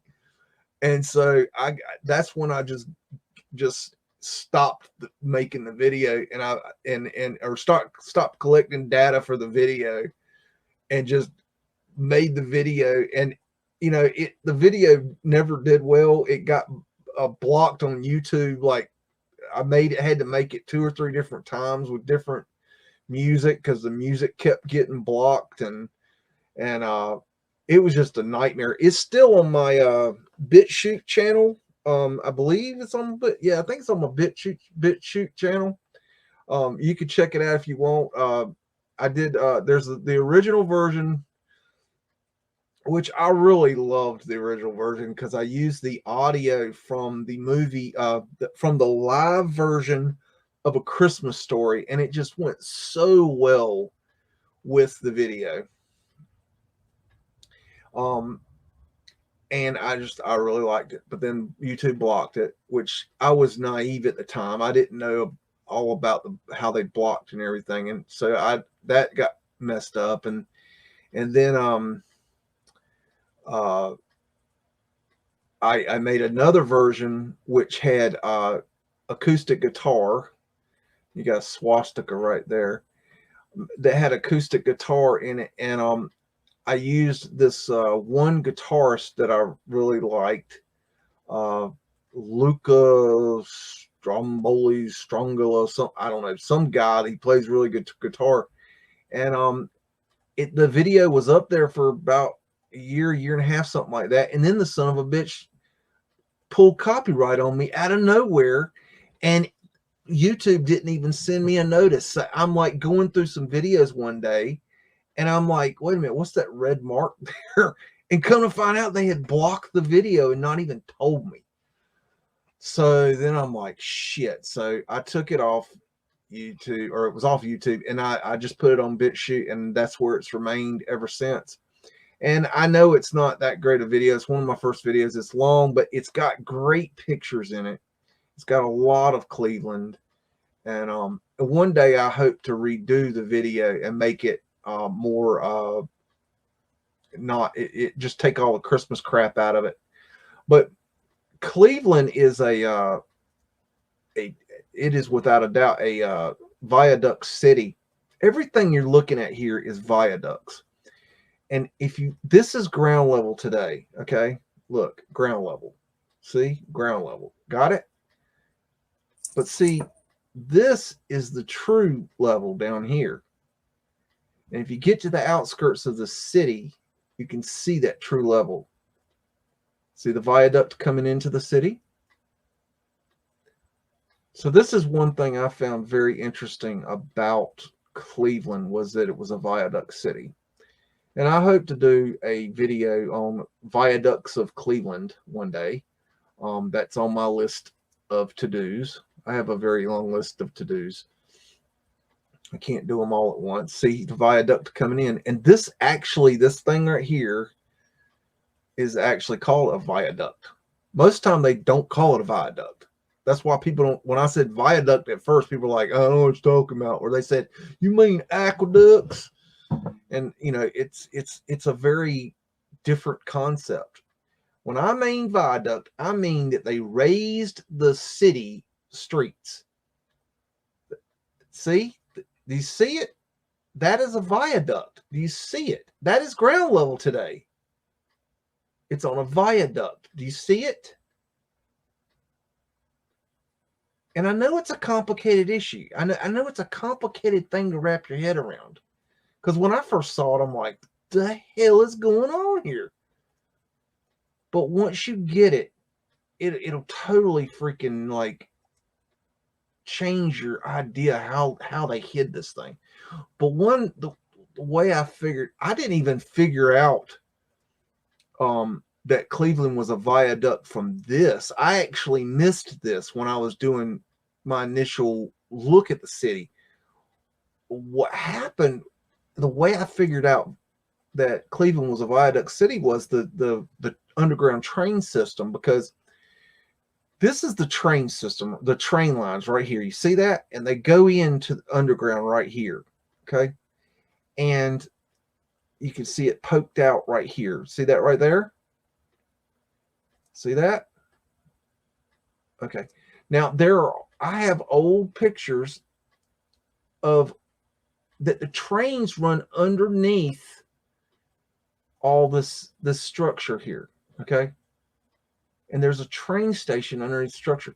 And there's a really neat area right here that you can see down this right here. See that? But this is all a raised platform. Everything you see is a raised platform. Everything. There ain't no dirt underneath that. Okay. The dirt is 20, 30, 40 feet below this. Okay. And that's the difference of a viaduct city compared to, I got way out here. A viaduct city compared to, there's their obelisk right there. And it's known that their obelisk has a it's got a secret passage, like a underground to it. Secret passage. It's got an underground to it, is what I should say.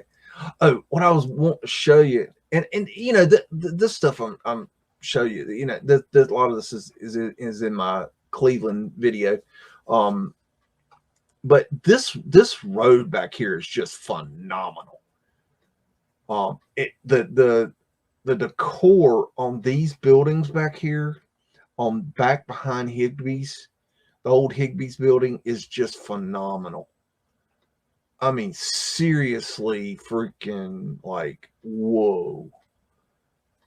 And it's different all over. I mean, look at that stuff. I mean, talk about cool. So this is very interesting. And one area that I definitely did not go to, and it's definitely on my hit list, is I stopped. These two buildings right here are phenomenal. These two buildings here, really, really cool. I stopped I think it was like, wait a minute, where's the federal building? That's this one, I think. Okay, I stopped here, and I think I just turned around right here because I was like, I'm just going to. I did not go this way at all, and I felt like there was probably going to be some juicy juice right here, going up this road. So I wanted to go up here and see. Um, and there's a lot of stuff that I didn't put it in the videos because I'd go out into the outskirts and find things, and the video just got out of hand. I don't even know if people. I think the video was just. I mean, it was a long video, but and I think it was just like people are like, "What the hell are you doing, man? Like, why are you going so far?" With it, I don't know. I was trying to do something different. I was trying to be creative. I was trying to do something for Christmas, but I think it was, just not really what people were wanting to see. But the reality is that the data that's in that video is phenomenal. I mean, it's like got great freaking pictures. So, anyways, go watch it. Don't watch it. I hope to redo it one day. Make it better. There's nothing wrong with redoing things and making them better.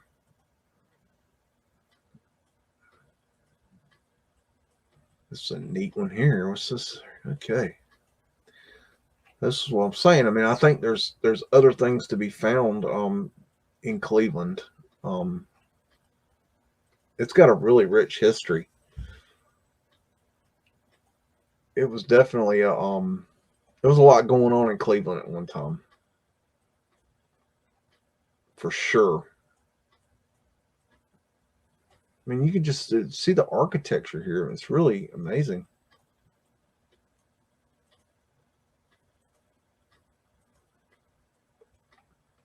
Get your wind catchers up there. Winders below ground.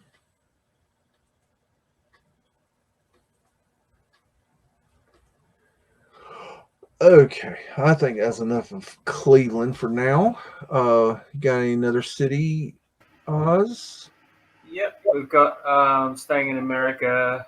Okay. We've got Aaron Lee wants Portland in Oregon, and I Heart Berries wants Omaha in Nebraska. Okay, Portland.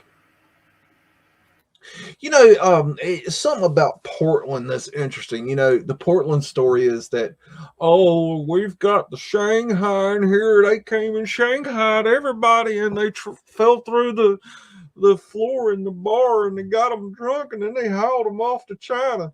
Okay, that's a great story, but I think that story is absolute just rubbish. I used to think that it might have been true, but then I keep hearing the same story all over the place. The same exact story. They would go into the bar, they'd be a trap door, or they'd be led into the alley, and there'd be a trap door, and they'd fall down, and they'd cage them up, they'd put them on a ship, they'd ship them off to China, and they'd Shanghai them.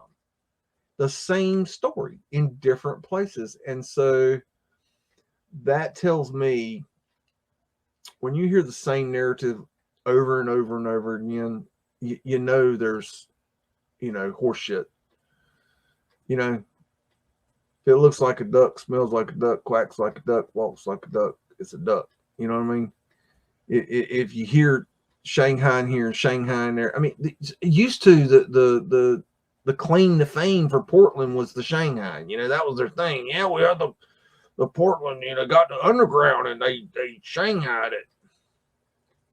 I'm not putting down people from Portland. That's not what I'm saying. I'm saying that the same story was used other places. So don't make that your claim to fame, because that story is regurgitated. Unfortunately, it's not. And maybe they did do that. Maybe they did. Maybe they did it in a bunch of places. That's possible. But when I hear the same thing over and over and over again, I start thinking, okay, you know, oh, that's really weird right there. Look at that. Right there is strange. Let me get back here, and they got the same thing here. You know, oh, okay, I got it worked out. That is a window. That is a window, and that door we added later, and there was another window here, and then they did the same thing here. That's old. There's Mudflood windows there. That's what that is. Now here's the real kicker. If all these are little tiny windows, right? Let's say, okay, then those don't look like doors to me.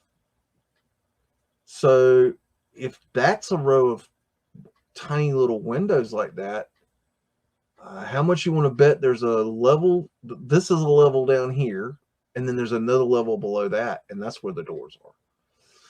So this is okay. This is an example of a building where I would see a weird kind of evidence, and it would make me go, okay, I want to investigate this building further. I want to go to this building. I want to knock on the door, and I'll say, I would like a tour of your basement.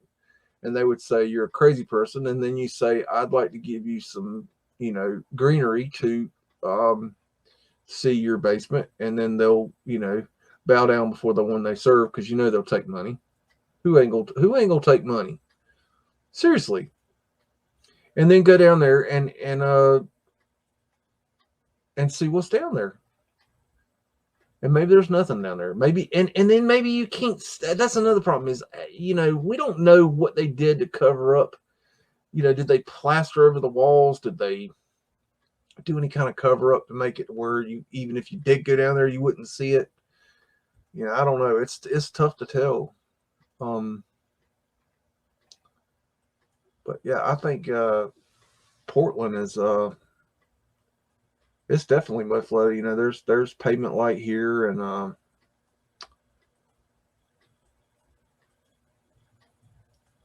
those are pretty trees there. I'm a big fall fan, especially around here. See, I live in an area where right behind me there are not directly behind, not like right up against me, but like, that's odd right there. Look at that. What the hell is that? But behind me there is there's some Mudflood windows right there and there. There's a river called the Black River, and even though they call it a river, it's a river. It's a small river, but it's basically it's a swamp. And I mean, like, full on swamp. And so this swamp, then the woods that surround that swamp, there is a direct link of woods that runs all the way up to, it used to be closer. It's actually less close now because there's been some development. But there's basically woods that are very close to where I am that link up to a swamp. And so we have problems every year with snakes, and them some bitches getting everything. So come fall time, I am so happy. I love the winter time. I hate spring and summer because here in North Carolina, our weather is absolutely astronomically humid. And I mean, it's, we'll have 95-degree weather with, 98% humidity or some crap like that. I mean, it's just ridiculous. You can't even breathe. And trying to mow the lawn, you about just kill over and die. I mean, seriously, it's horrendous. You got your door below ground there in case you need that. Yeah, I love seeing the leaves fall, because that means that the snakes are getting ready to take their ass on into hibernation. It means some bitch, they'll be out soon. Within the next couple weeks, they'll be out. we still have a little bit of cold here, so they're little suckers. They know when to come out. They're smart little things. Look at that. Let me see if I can get closer. Nope, ain't gonna let me. Got a little underground there. Got some, yeah, because that makes sense. That's very intelligent design work right there. And that's just sad. You know, so, Pete, nobody should have to live on the side of a street in a tent. And come on. Why are we treating humanity like this? You know, all the damn housing that's in this world, and we can't figure out how to give these people, you know, somewhere to stay and get out of the cold and out of the heat. And I don't know. We got to do better.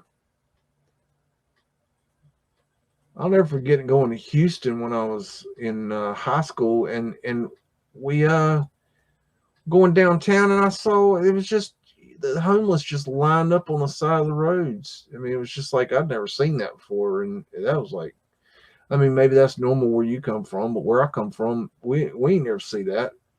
The homeless, we would have shelters, but you would never see them. So when I saw homeless lying on the side of the road, man, I was like, damn, this is messed up. My point is that we should do better because we can. Not for any other reason. I mean, yeah, okay, I'm in a rabbit hole. You know, there's no real reason we shouldn't do better to help people. You know, not everybody's had a great life. Not everybody's had it, you know, it handed to them. Not everybody has, you know, enough intelligence to pull their head out of their ass. Not everybody can do it. You know, sometimes bad things happen to good people. Sometimes, you know, people get messed up in the head. Sometimes people are born with, check out that. See those arches below ground? You know, not everybody has had a cushy little life like you or me. And they are, you know, they need help. They can't exactly do it, you know. And they will never do it. They'll never get it right. And you know what? That's okay. That's their trip. You know, let them trip. Let them have their trip. Life's journey. You know, that's the journey they signed up for when they came to Earth, and they decided to live a life of you know, being low on the totem pole. But that doesn't mean they need to sleep in the cold. You know, doesn't mean they need to eat in a 5-star restaurant either. But, you know, we should be able to provide food for everybody. We should be able to provide, you know, a roof for everybody. We should be able to provide clothing, basic dental care, and maybe a little bit of health care. Not too much because they'll kill you. You know how that goes. But I mean, you know, something. I mean, damn, we got to do better. I don't got the answer. I'm just telling you. I'm just telling what I'm thinking. You got to do a little better, a lot better. I mean, hell, you go around seeing people in damn tents. I mean, damn, something ain't right. Okay, you got another city, Oz? Yeah, we've got a few left here. We've got I Heart Fairies wants to see another one in Nebraska, Omaha. There's a train yard there, or we've got. Oh yeah. Yeah, so he's got downtown 13th Street. There's a train yard there in Omaha, Nebraska. I had a friend that was born in Omaha, Nebraska, and the first time I was traveling, I went to Omaha, Nebraska. I was staying in one of these hotels here, and when I got to the hotel, they had a phone in the bathroom. And so I called him up and I said, "Hey, how you doing?" He said, "Fine." I said, he said, "Where are you at today?" I said, I'm taking a shit in Omaha, Nebraska. He got so mad, so funny. And so that was a joke I'd bring up to him every now and then when I want to make him mad. I just tell him, "Yeah, man, I'm gonna call you from Nebraska on the shitter." He gets so mad at me. But yeah, Omaha is pretty cool. Oh, there's some underground right there. And what are we gonna find? Scrub cartouches. That one's a shield. It's a cartouche. So let me see. Let's see. Oh, bear with me. I figure out how to do this. Nope, that didn't do it. You might just want to make it full screen as well, Biggs. Oh, is it not full screen? Okay. Let's. Oh, nope. I'm trying to. Yeah, that's better. Yeah, hey, in the future, let me know that because I forget. I can't once I go to that thing, I can't see that. That's I can't see if it's full screen or not. It'll switch over in a second. I just changed it over. Let's see.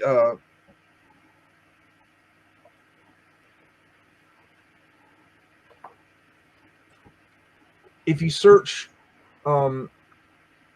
cartouche architecture or architectural cartouche, either one, it's going to bring up architectural cartouches, and so you'll see here. I'm just showing you on Google images. You'll see these are architectural cartouches. So it's clear the bell. That's what that is. So that should end the debate on that. I think some people are questioning, where the hell I'm getting that from because they haven't, done any looking or something. I don't know. But if you take away the word architecture and you do the same search, this is why you would think that I don't know what the hell I'm talking about. You see? It's all in using the right terminology. And then if you go to an all search, you can find the Wikipedia page and it will bring up data talking about the architectural cartouche. Anyways, that's that. So that should put that to rest. I don't know why I hadn't done that for you before. Probably should have. Wow, that's a cool symbol right there. What? Google does that little box thing right there. I don't know why it does that. I ain't never figured that out. That's a cool building.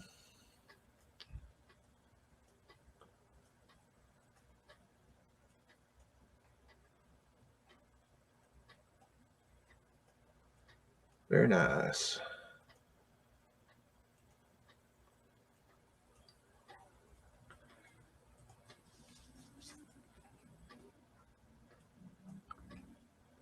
And the eagle representing the phoenix.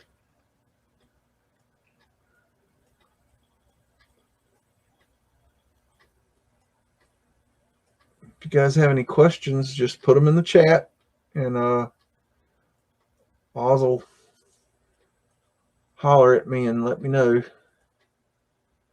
I'm trying to focus on doing this to make this a little bit easier and better because it's really difficult to do everything at one time. And I sure appreciate your help tonight, Oz. It's been very helpful. That's weird. Okay. Very strange. There's a I don't know if it was here or in Kansas City. There was a really cool train station. I think it was Kansas City. I went there all at the same time. Let me see if I can find that. There, and I think the train station was in Kansas City that I'm remembering. But they might have a train station here. Let's see if we can find the train tracks. There's the train tracks. That's a weird little thing.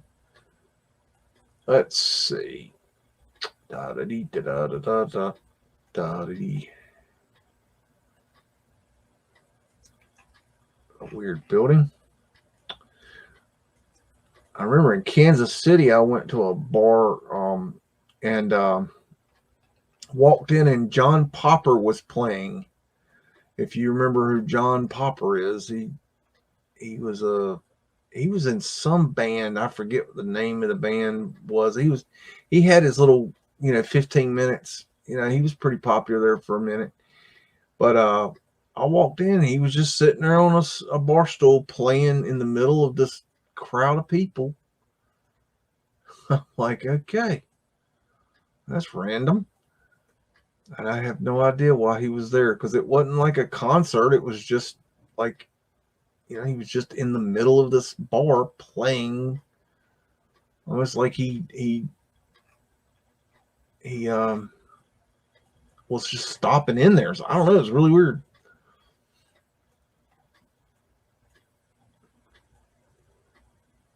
Like looking now, these construction sites. Every now and then you'll find something that's just like, whoa. They shouldn't have ought to let me see that.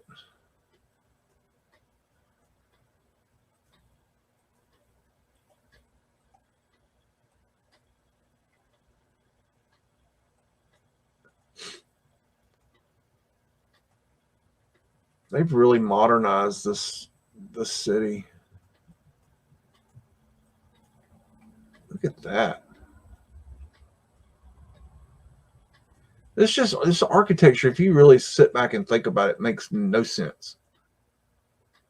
It looks very different today than it did, in 1900. You have to go back to the old pictures, because today what is there, it looks nothing like it did in 1900.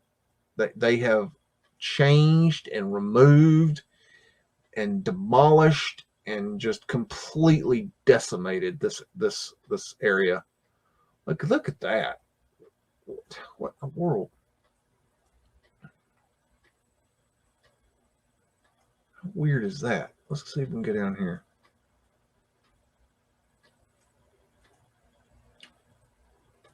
When you're researching your city, you want to find the oldest photographs you can find, because they're going to show you a world that you did not know existed. When I went to, do my research on my hometown of Raleigh, North Carolina, that, when I started, I didn't think there was really going to be anything there. And, I mean, I was wrong. There was so much there, but it's gone. They've changed it, or destroyed it, or burned it down, or moved it. I mean, there are, I shit you not, 2, 3, 4, 500 mansions in Raleigh, North Carolina that I can't find. They're gone. I mean, they moved them. They destroyed them. They got them out. Like it was nothing. Like, where did they go? And I've got images of some of them being moved, but a majority of them, and I don't even know how many there are. I just know I have old pictures, and you can see in old pictures these mansions, but you can't see, like, you can't get any data from it. It's like you can't tell who lived in them. It's like these, and then now they're just gone. And then where did they go? I don't know, boo boo. They're gone, and there's no mention of them. It's like, and some of them, it's like, yeah, we moved this house over here. Here it is, right here. But okay, well, where's the other 200 of them? And I don't know. It's incredible. I mean, how in the world can you just move that many houses without anybody like standing up and going, hey, y'all might want to take some like historical photographs of this, and because maybe later on we might want to know about the history of this place. Maybe, probably, I mean, didn't they have historians back in the day? I don't know. Maybe we didn't. Maybe historians are a new thing. Maybe they had to come up with, you know, the idea of creating a history later because, you know, people were starting to ask questions. I don't know. It's very strange. Um, that's these are some pictures that were in some of the old Mudflood or Muddin with BEAGS shows. They're sitting there. Sorry about the stream, guys. The damn YouTube bot clipped it because of the video. I'm not really sure why, because the video is up on YouTube right now, so they're probably just making sure that it's going to pass. I don't know. YouTube's a dumbass. It's not really a person you're dealing with. You're dealing with a you know, you're dealing with a bot, a robot, you know, a freaking algorithm. So, you guys have any questions out there? Stupid questions are okay. I mean, I've got stupid questions, so, you know, let me hear your stupid questions. Sketches is saying not BEAGS, money sign, just BEAGS. Yeah, you know, I've got like, I don't remember the you look on the front, you go look at the opening of the video in my credits, it shows my Star Wars Patreon, thank you, and you'll see how many Patreons I have. I have like 8 Patreons, and there's not hardly anything coming in on I mean, it's very low. It doesn't even pay the internet bill. So you know, the money is, I'm not making money doing this, and that's fine. I don't do this for money. Money is you know, money's fleeting, but if I can share, you know, what I'm learning, and you can share with me, and we can, you know, look at this situation and learn things together. I mean, hell, man, that's worth more than any money, you know, any paper crap that they're throwing at us. I appreciate the people that do support me.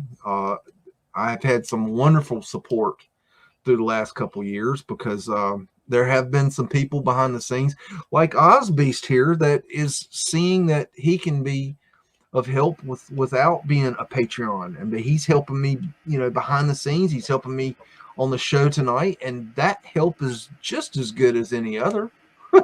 So I thank you, Ozbeast, and you know, there's other people. We were talking about Calum earlier. Calum, he does helping behind the scenes too. He helps Campbell behind the scenes. But there's people like that. You got Hippie getting in the chats and banging out links and stuff. And you know, I mean, all that stuff is worth its weight in gold to me. So I appreciate all the extra help. I've had a lot of help behind the scenes through the last few years. And I'm still here. Sketches is asking, so you can play covers.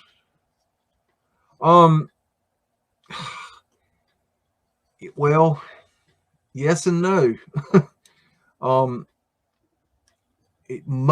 Okay. I use a lot of covers in my videos because I have found that cover songs actually can get through the algorithm easier than the regular songs.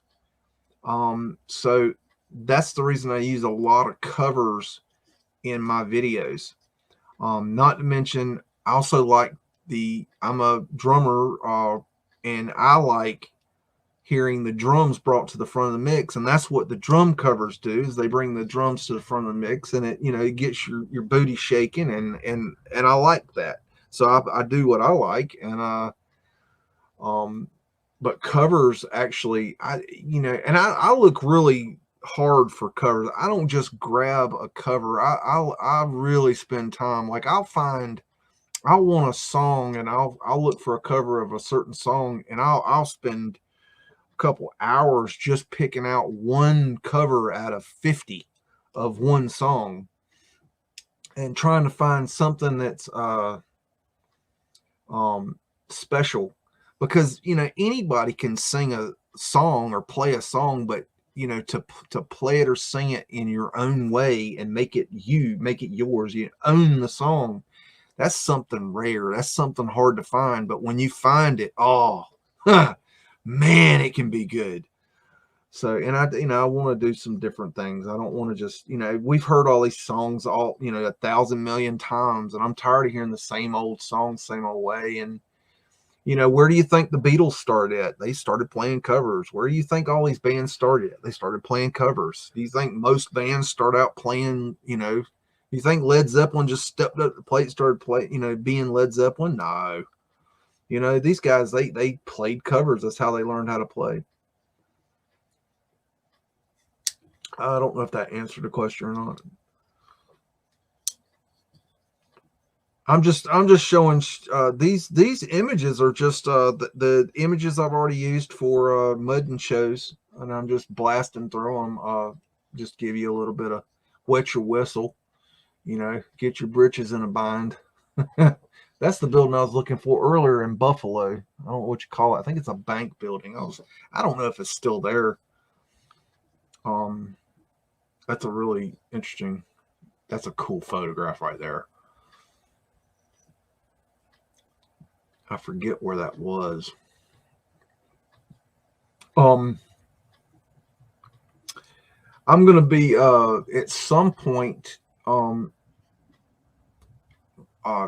of switching these photographs into a different kind of style of photograph down the road. I don't know when exactly, but see, these photographs that I'm showing are extremely high resolution, as you can tell, which allows me to zoom in really close to them. The problem with them is, and you guys may or may not know this, is that one company took most of these photographs, and what they did was, it was the Detroit Photograph Company, and what they did was they traveled across country on a train, and they had their own photographic lab on the train. And when they traveled across the United States, they took these pictures. The problem is that they didn't go everywhere, and so a lot of these pictures that I have, they're different photographs from different angles, but they're of the same cities. And so, unfortunately, there's a lot of cities that aren't in these photographs. So, that being said, I have another company of photographs that I will show later that are of different places and different buildings. And they're really good photographs, really cool, really interesting architecture in them. The only issue is that they're not nearly high res, and I won't be able to zoom in like I can on these.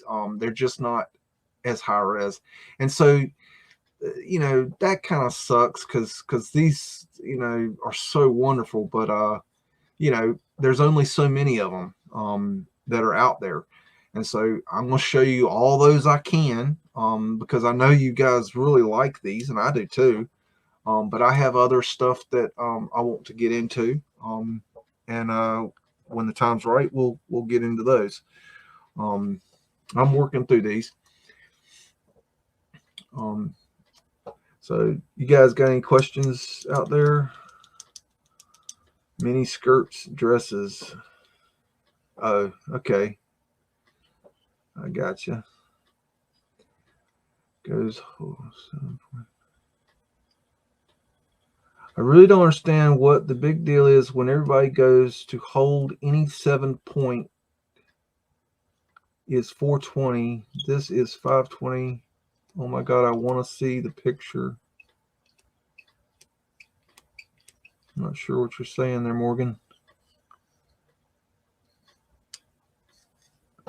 That's one thing that's hard about chats is it's really difficult to type out your thoughts. But you guys, I hope you leave comments, and that helps the algorithm. That for some reason the bot likes that. And I'm making these shorts now, which are pretty fun to make. I can do those a lot quicker. And one of the reasons I'm doing those is because the algorithm, that damn bot, likes those shorts, and I'm trying to boost myself up in the algorithm to try to get the channel more views. What I care about is being able to share the information with people. I'm never going to be, it's like Streets of Tartaria. I mean, I looked the other day, he's over 4,000 subs, and he keeps asking me, why are you not getting more subs? And I keep telling him it's the not being monetized. And that's what it is.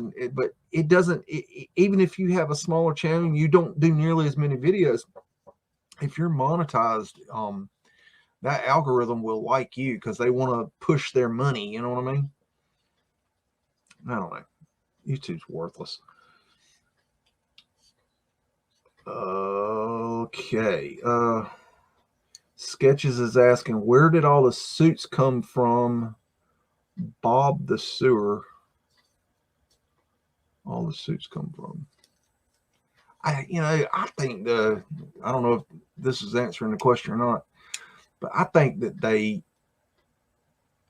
when you came here, you were issued a uniform. You got your suit, you got your bowler hat or your top hat. You might have gotten a set of suits, 2 or 3 suits, depending on your status, maybe more if you were higher up. And same thing with the ladies. I think it was all basically, I call it uniforms, but basically it's like, get in line and get your outfit. We're gonna set you up with clothing, and then you got to go find your housing, and you can pick where you want to live, and you go and then okay, you're gonna be a baker, and you're gonna be a carpenter, and you're gonna be a plumber, and you're gonna be a this, and you're gonna be a that, and you give a job, and if you're lucky, you maybe I don't know, maybe they they even had a date matching, not date, but like a wife husband matching service or something. I don't know, but there was some weirdness coming into this world. Like when we got here, there was like you were issued. You didn't come to America and just start. I think that's a myth. You can go to America and you can be anything you want to be. You can have everything. You can have the world if you just work hard. Bullshit. They brought their asses over here on them boats, got off the boats, and they were given a job, they were given clothes, they were given housing. And that's where they started. That's just my opinion. Hippie wants to know, are these photos all from America? Because they look European. No, they're not. Through the time of doing the MUDDIN show, I would throw in pictures from outside of America, here and there. So you'll definitely see images from outside America. And one day I would love to do stuff outside America. It's just, I'm in America. This is where I'm at, and this is what I know, and I can do a better job of America, of looking at America than, say somebody that's in, China or Russia or whatever, because what you know better. I know better about this country than I do, say, Mexico. So I try to pretty much stick here and do what I can here, because I think I can do a better job than I could do. Like I couldn't drop into Oz is from Australia. I don't think I could do a very good job of Australia. I mean, you got Campbell over there knocking Australia out the box. How can I do better than Campbell on Australia? You know what I mean? Because he knows. It's like you tell me a city in Australia, and I'm like, where the hell's that at? You remember we were looking for Calem's Town that night, Oz, and I'm like, where the hell is that at? And there wasn't much there anyway. Yeah, well, wasn't nothing there, but hell, it took me 30 minutes to find out where it was. Maybe not that long, but I mean, I had no idea where it was. I didn't know what you were talking about. And he had told me that about the name of that place, but I mean, I just didn't have any clue. I mean, I barely even know where Perth is. It's in And the Northern Territory. yeah, it's like, even in America, I don't. It's like you can tell that I don't know where every city is, or I mean, there's too much here. But I think I can do a better job of America than I can Europe at this point. Maybe later, maybe I don't know. But I mean, there's people. You got Martin over there in that area, and you say Europe area. I mean, he's knocking that out. You got different people in different areas that are able to handle those areas. Yeah, Alice Springs, that's it. It's in the middle of nowhere. And we have come to the determination that he has no mud flood. He has zero. So, poor Caleb. I bet his nose is twitching tonight because we've been talking about him. I think he went on a walkabout. I really do. He all of a sudden just dropped off. He'll blame it on the internet, but I think he went on a walkabout. I don't know. If Bees could teleport any place, where would he go for the best evidence of mud flood or favorite place to go vacation? Oh gosh. I would love to go. Gosh, that's a good question. Vacation wise, I'd love to go to oh man, you could just drop me in Russia and leave me. I think I could party there, like seeing all them buildings they got going there. But I've always wanted to see Japan. I've always wanted to go to Europe. But best place, yeah. But I don't know. But what best place for mud flood? I don't think it's like I don't think there is a best place for mud flood because it's all over. So it's like I think it's just a matter of not is there mud flood. I think it's a matter of how deep you have to go to find it. Because it seems like everywhere I look, there's evidence. And sometimes you have to look deeper than others, which that can be a trick sometimes. Sometimes you'll look and look and look and look and not find a whole lot, but then you'll find one little thing and it's like, yep, that whole area is a mud flood. And it's like, it's just a matter of how deep you look. Okay, no way to meet to Russia, Vietnam, Germany, Canada, North Pole. Okay, center of the Earth. Are you asking me where the center of the Earth is? Is that the question? That might be the question. The center of the Earth. Center of the Earth. Are you talking about from which are you talking about a flat Earth or are you talking about a globe Earth? I'm assuming we're talking about a flat Earth. I hope we're all on the same page there. If you're still on the globe, it's okay. These things happen. We will have to, work on that. But if you're asking where the center of the Earth is, I mean, I guess the center of the Taurus field, where we're sending Ryan, up to, the North Pole area, would be my guess. If I had to guess, I mean, I'm not the flat Earth guru here. I just don't mess with the flat Earth. I know it's a flat Earth, but I just don't mess with it. It's I don't know. It's just, I don't know. It just doesn't interest me.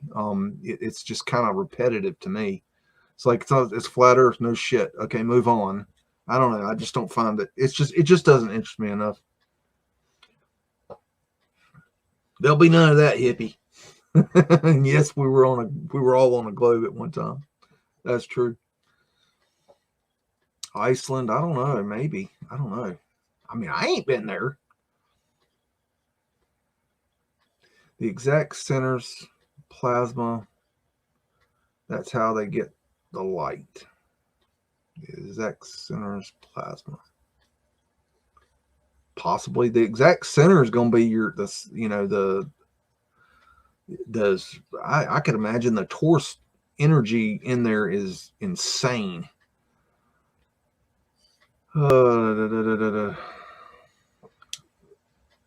Okay, I don't know. Morgan's saying something about I heart fairies. They're not a flat yet. Let's see. I'm sitting here. I'm trying to check something here. Let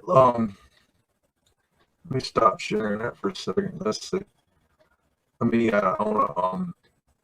meant to do this before and I didn't get to it. Give me a moment. There you go. I heart fairies.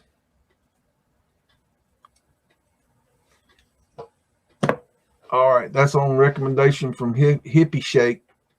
So we'll shake Hippie Shake if we got an issue. And let's see. I think I don't know what it sucks you can't actually look at the North Pole. I mean, look at that. That's what they give us. I mean, what is that? That's bullshit. This was interesting. I don't know if you guys know about this. It's just something interesting. Has nothing. Oh, I see what I'm doing wrong. This doesn't have anything to do with Mudflood, even though it was presented to me from a questionable standpoint. I gotta find it though. I don't think I'm gonna find it on the map. There's an area. I need the map of California. Somewhere out here. I think it's here. No, this ain't yet. There's a city, right? Huh? Do what? I'm just saying we're not seeing anything on screen. Oh, okay, yeah, you're right. I ain't found it yet, anyways. Yeah. Let me share this. Okay, I think I'm in. I think I'm in the general area.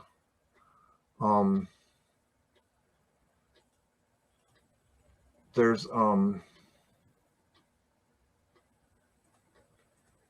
a city out here somewhere. I don't know if I can find it or not. You can go look at this. It's called California City, California.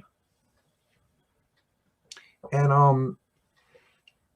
want to say it's in this area here. Anyways, it's out in this area. There it is. California City, California. Okay. Now, when it was presented to me, it was presented to me as California City, Nevada, which that really messed me up trying to find it because I couldn't find it. And I'm like, I can't find it. Anyways, I found it. And it was presented to me. I ain't going to name the names of who were looking at this, but there was some higher ups looking at this. And they were questioning the provenance of this here.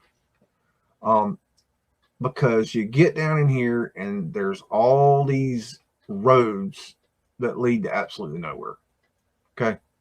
It's like a laid out city of nothing. And you go out here and you look, and that's exactly what you see. But then, of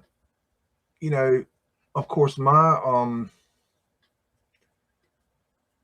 thinking, I just, okay, I started from scratch. I said, okay, well, obviously the place is here. And then I look over here and there's actually buildings here. Okay, so there's got to be infrastructure. There's got to be some sort of government, some sort of government control over this. you know, because this is big. This is not some the way it was presented. Let me back up. The way it was presented to me was there was nothing here, right? This is all there is, right? But then I was like, no, there's a lot here, you know. So I'm like, okay, well, there to have this much infrastructure, there has to be. Look, I mean, they got food, you know, Subway, you know what I mean? There has to be government. Okay, so I looked for a website for this city, and sure enough, yes, there is a website. And then I started looking up videos like on YouTube, like what's the deal with California City, and come to find out there, it's very clear what this is. It was an idea that just kind of failed to an extent. A guy, he bought this land and then he developed this and was then selling the idea that this was going to be something, a city, California City, and he sold the property before it was developed. Whereas now that you would buy the property and develop the property and then sell the property. This guy bought the property, developed the road systems, and they even have sewer and water and everything. And then he sold the he sold the properties, and before people put houses on, and people thought they were going to make big money on it, and then it never developed. So all this is a failed idea. But you know, they still kind of look at it like, oh, we can actually make it work. I don't know, it's just interesting. If you go and search California City on YouTube, you will find quite a few videos discussing California City. So this is just something that was presented to me recently, as a possible, well, what if, the way it was presented to me is, what if this is an old world layout grid and all the buildings are under the dirt here? And I thought, well, okay, well, let's look at this and let's get down here. Look, maybe, you know, okay, it's possible. You know, anything's possible. You can actually get down on some of these roads. I don't know if it's going to let me get down on one, but I mean, you'll see that you'll see that there's nothing there. If I can get down there and show you, it ain't going to let me do it. But there's nothing there. I mean, just seriously, there's nothing there. So if you ever run across that, that's what it is. California City's a bust. So that one's okay. We've moved on from that. So,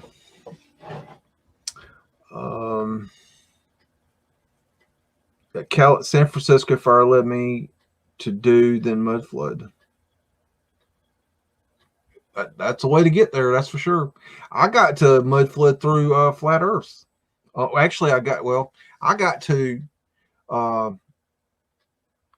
let's see, Jet Fuel Hoax, and then Flat Earth, and then Mudflood. That's how I got here. It's weird how we get here, isn't it? Very, very, very weird. I'm wondering, like, I was thinking about this week, that, you know, I wonder if, like,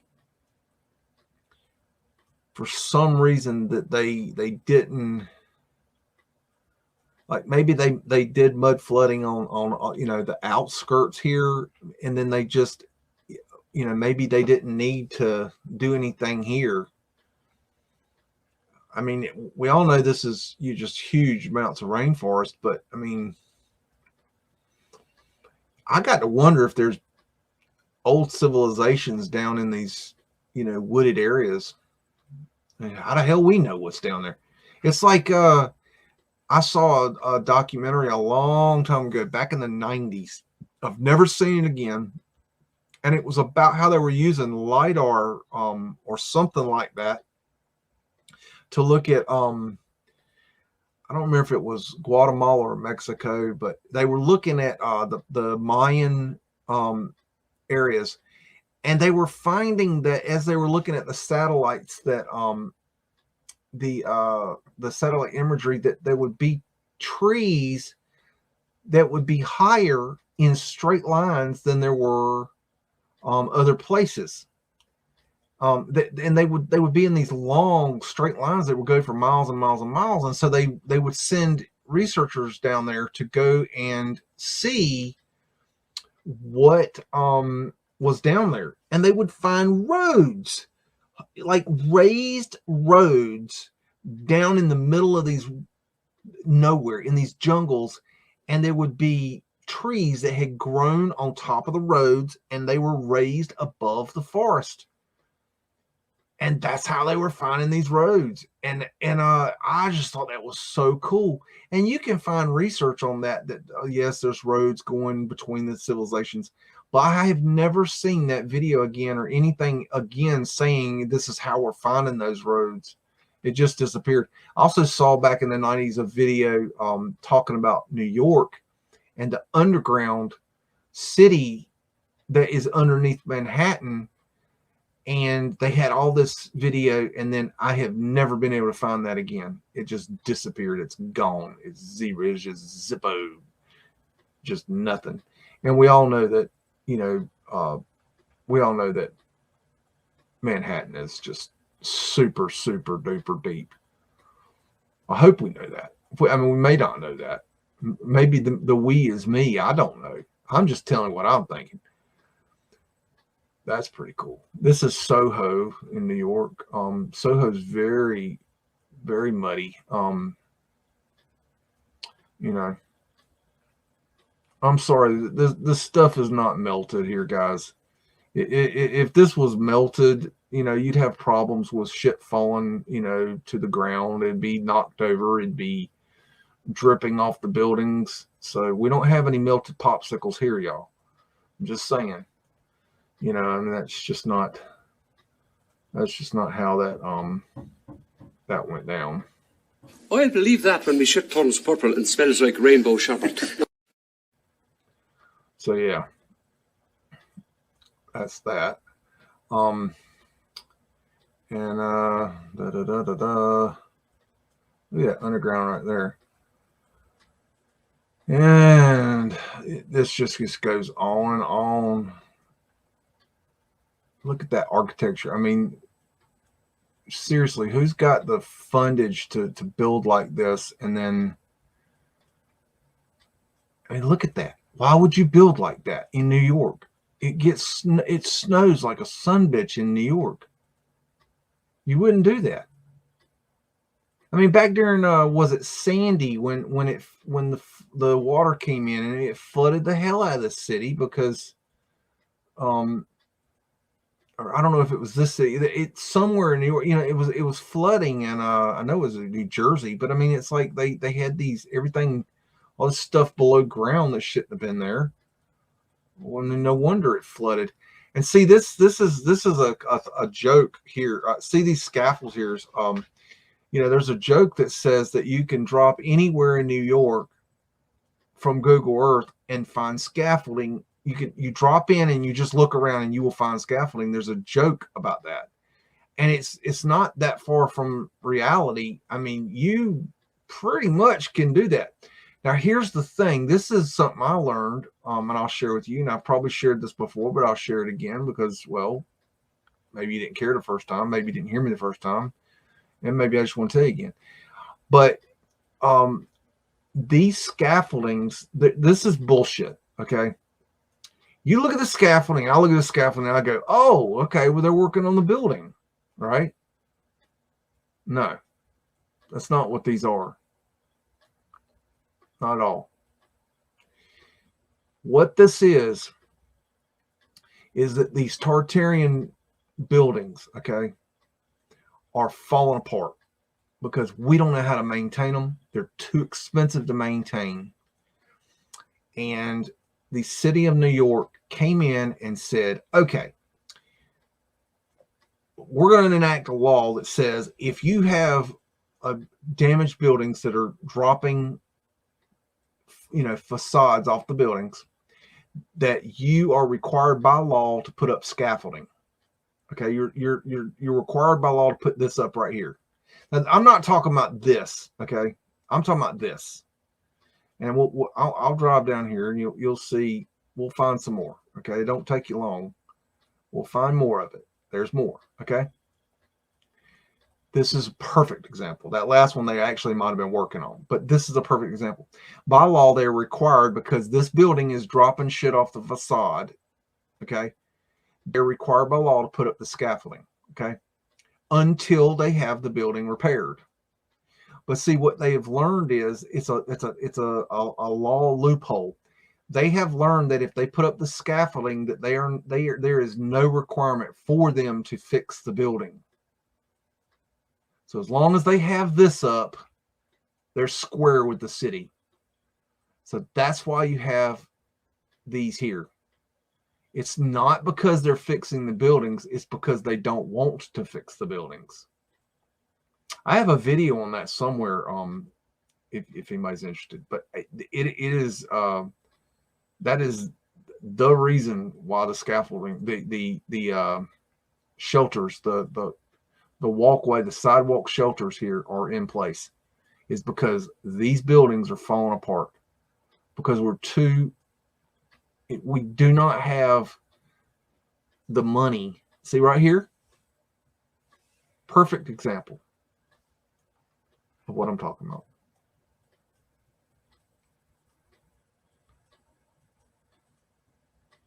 So that's about the gist of it.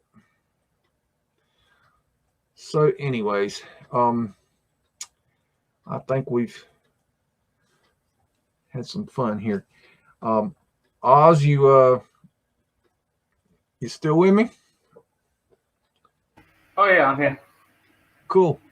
I think I've had enough fun for tonight. You guys have any questions or have anything you want me to look into until the next time we meet? I'd love to hear your thoughts.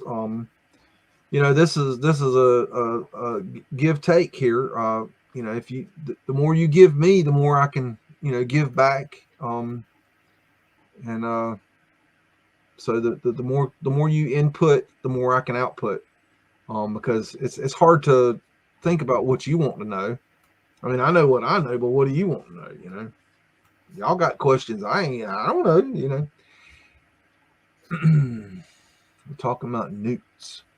I don't know. Yeah, but I appreciate you guys showing up. Thank you for supporting what I'm trying to do here, and it means a lot to me. I see I Heart Fairies is wrenched up there. You happy now? I make hippie shake happy. She's been nipping at me. I get the things. It takes me. Schumann residence. Yeah. Something I was gonna think. I can't remember what I was gonna say about that. Anyways, I think that's I gotta get to doing some. I gotta get to work. Got some work to do tomorrow. Not a whole lot, but got a little more work to do. So I need to go and do some resting. But I sure appreciate you guys sticking with me, and leave a comment and tell me what we can do to improve, because I think I can improve. I'm new to this. I'm squirreling my way through, and it's really been a hell of a help having Oz riding shotgun with me, because he's been able to do something that is very difficult for me to do the show and keep an eye on you guys, see what you need. So I really appreciate it, Oz. I hope you can come back and do this again. And if any of you guys out there, interested in helping out, with stuff, we all have talents. I talk to people on my Mudflood club, so the link's in the description, and the link for all the pictures that were used tonight is in the description, so you can find that, and you can do your own research. That's basically what you should be doing, is doing your own damn research. It's BEAGS out.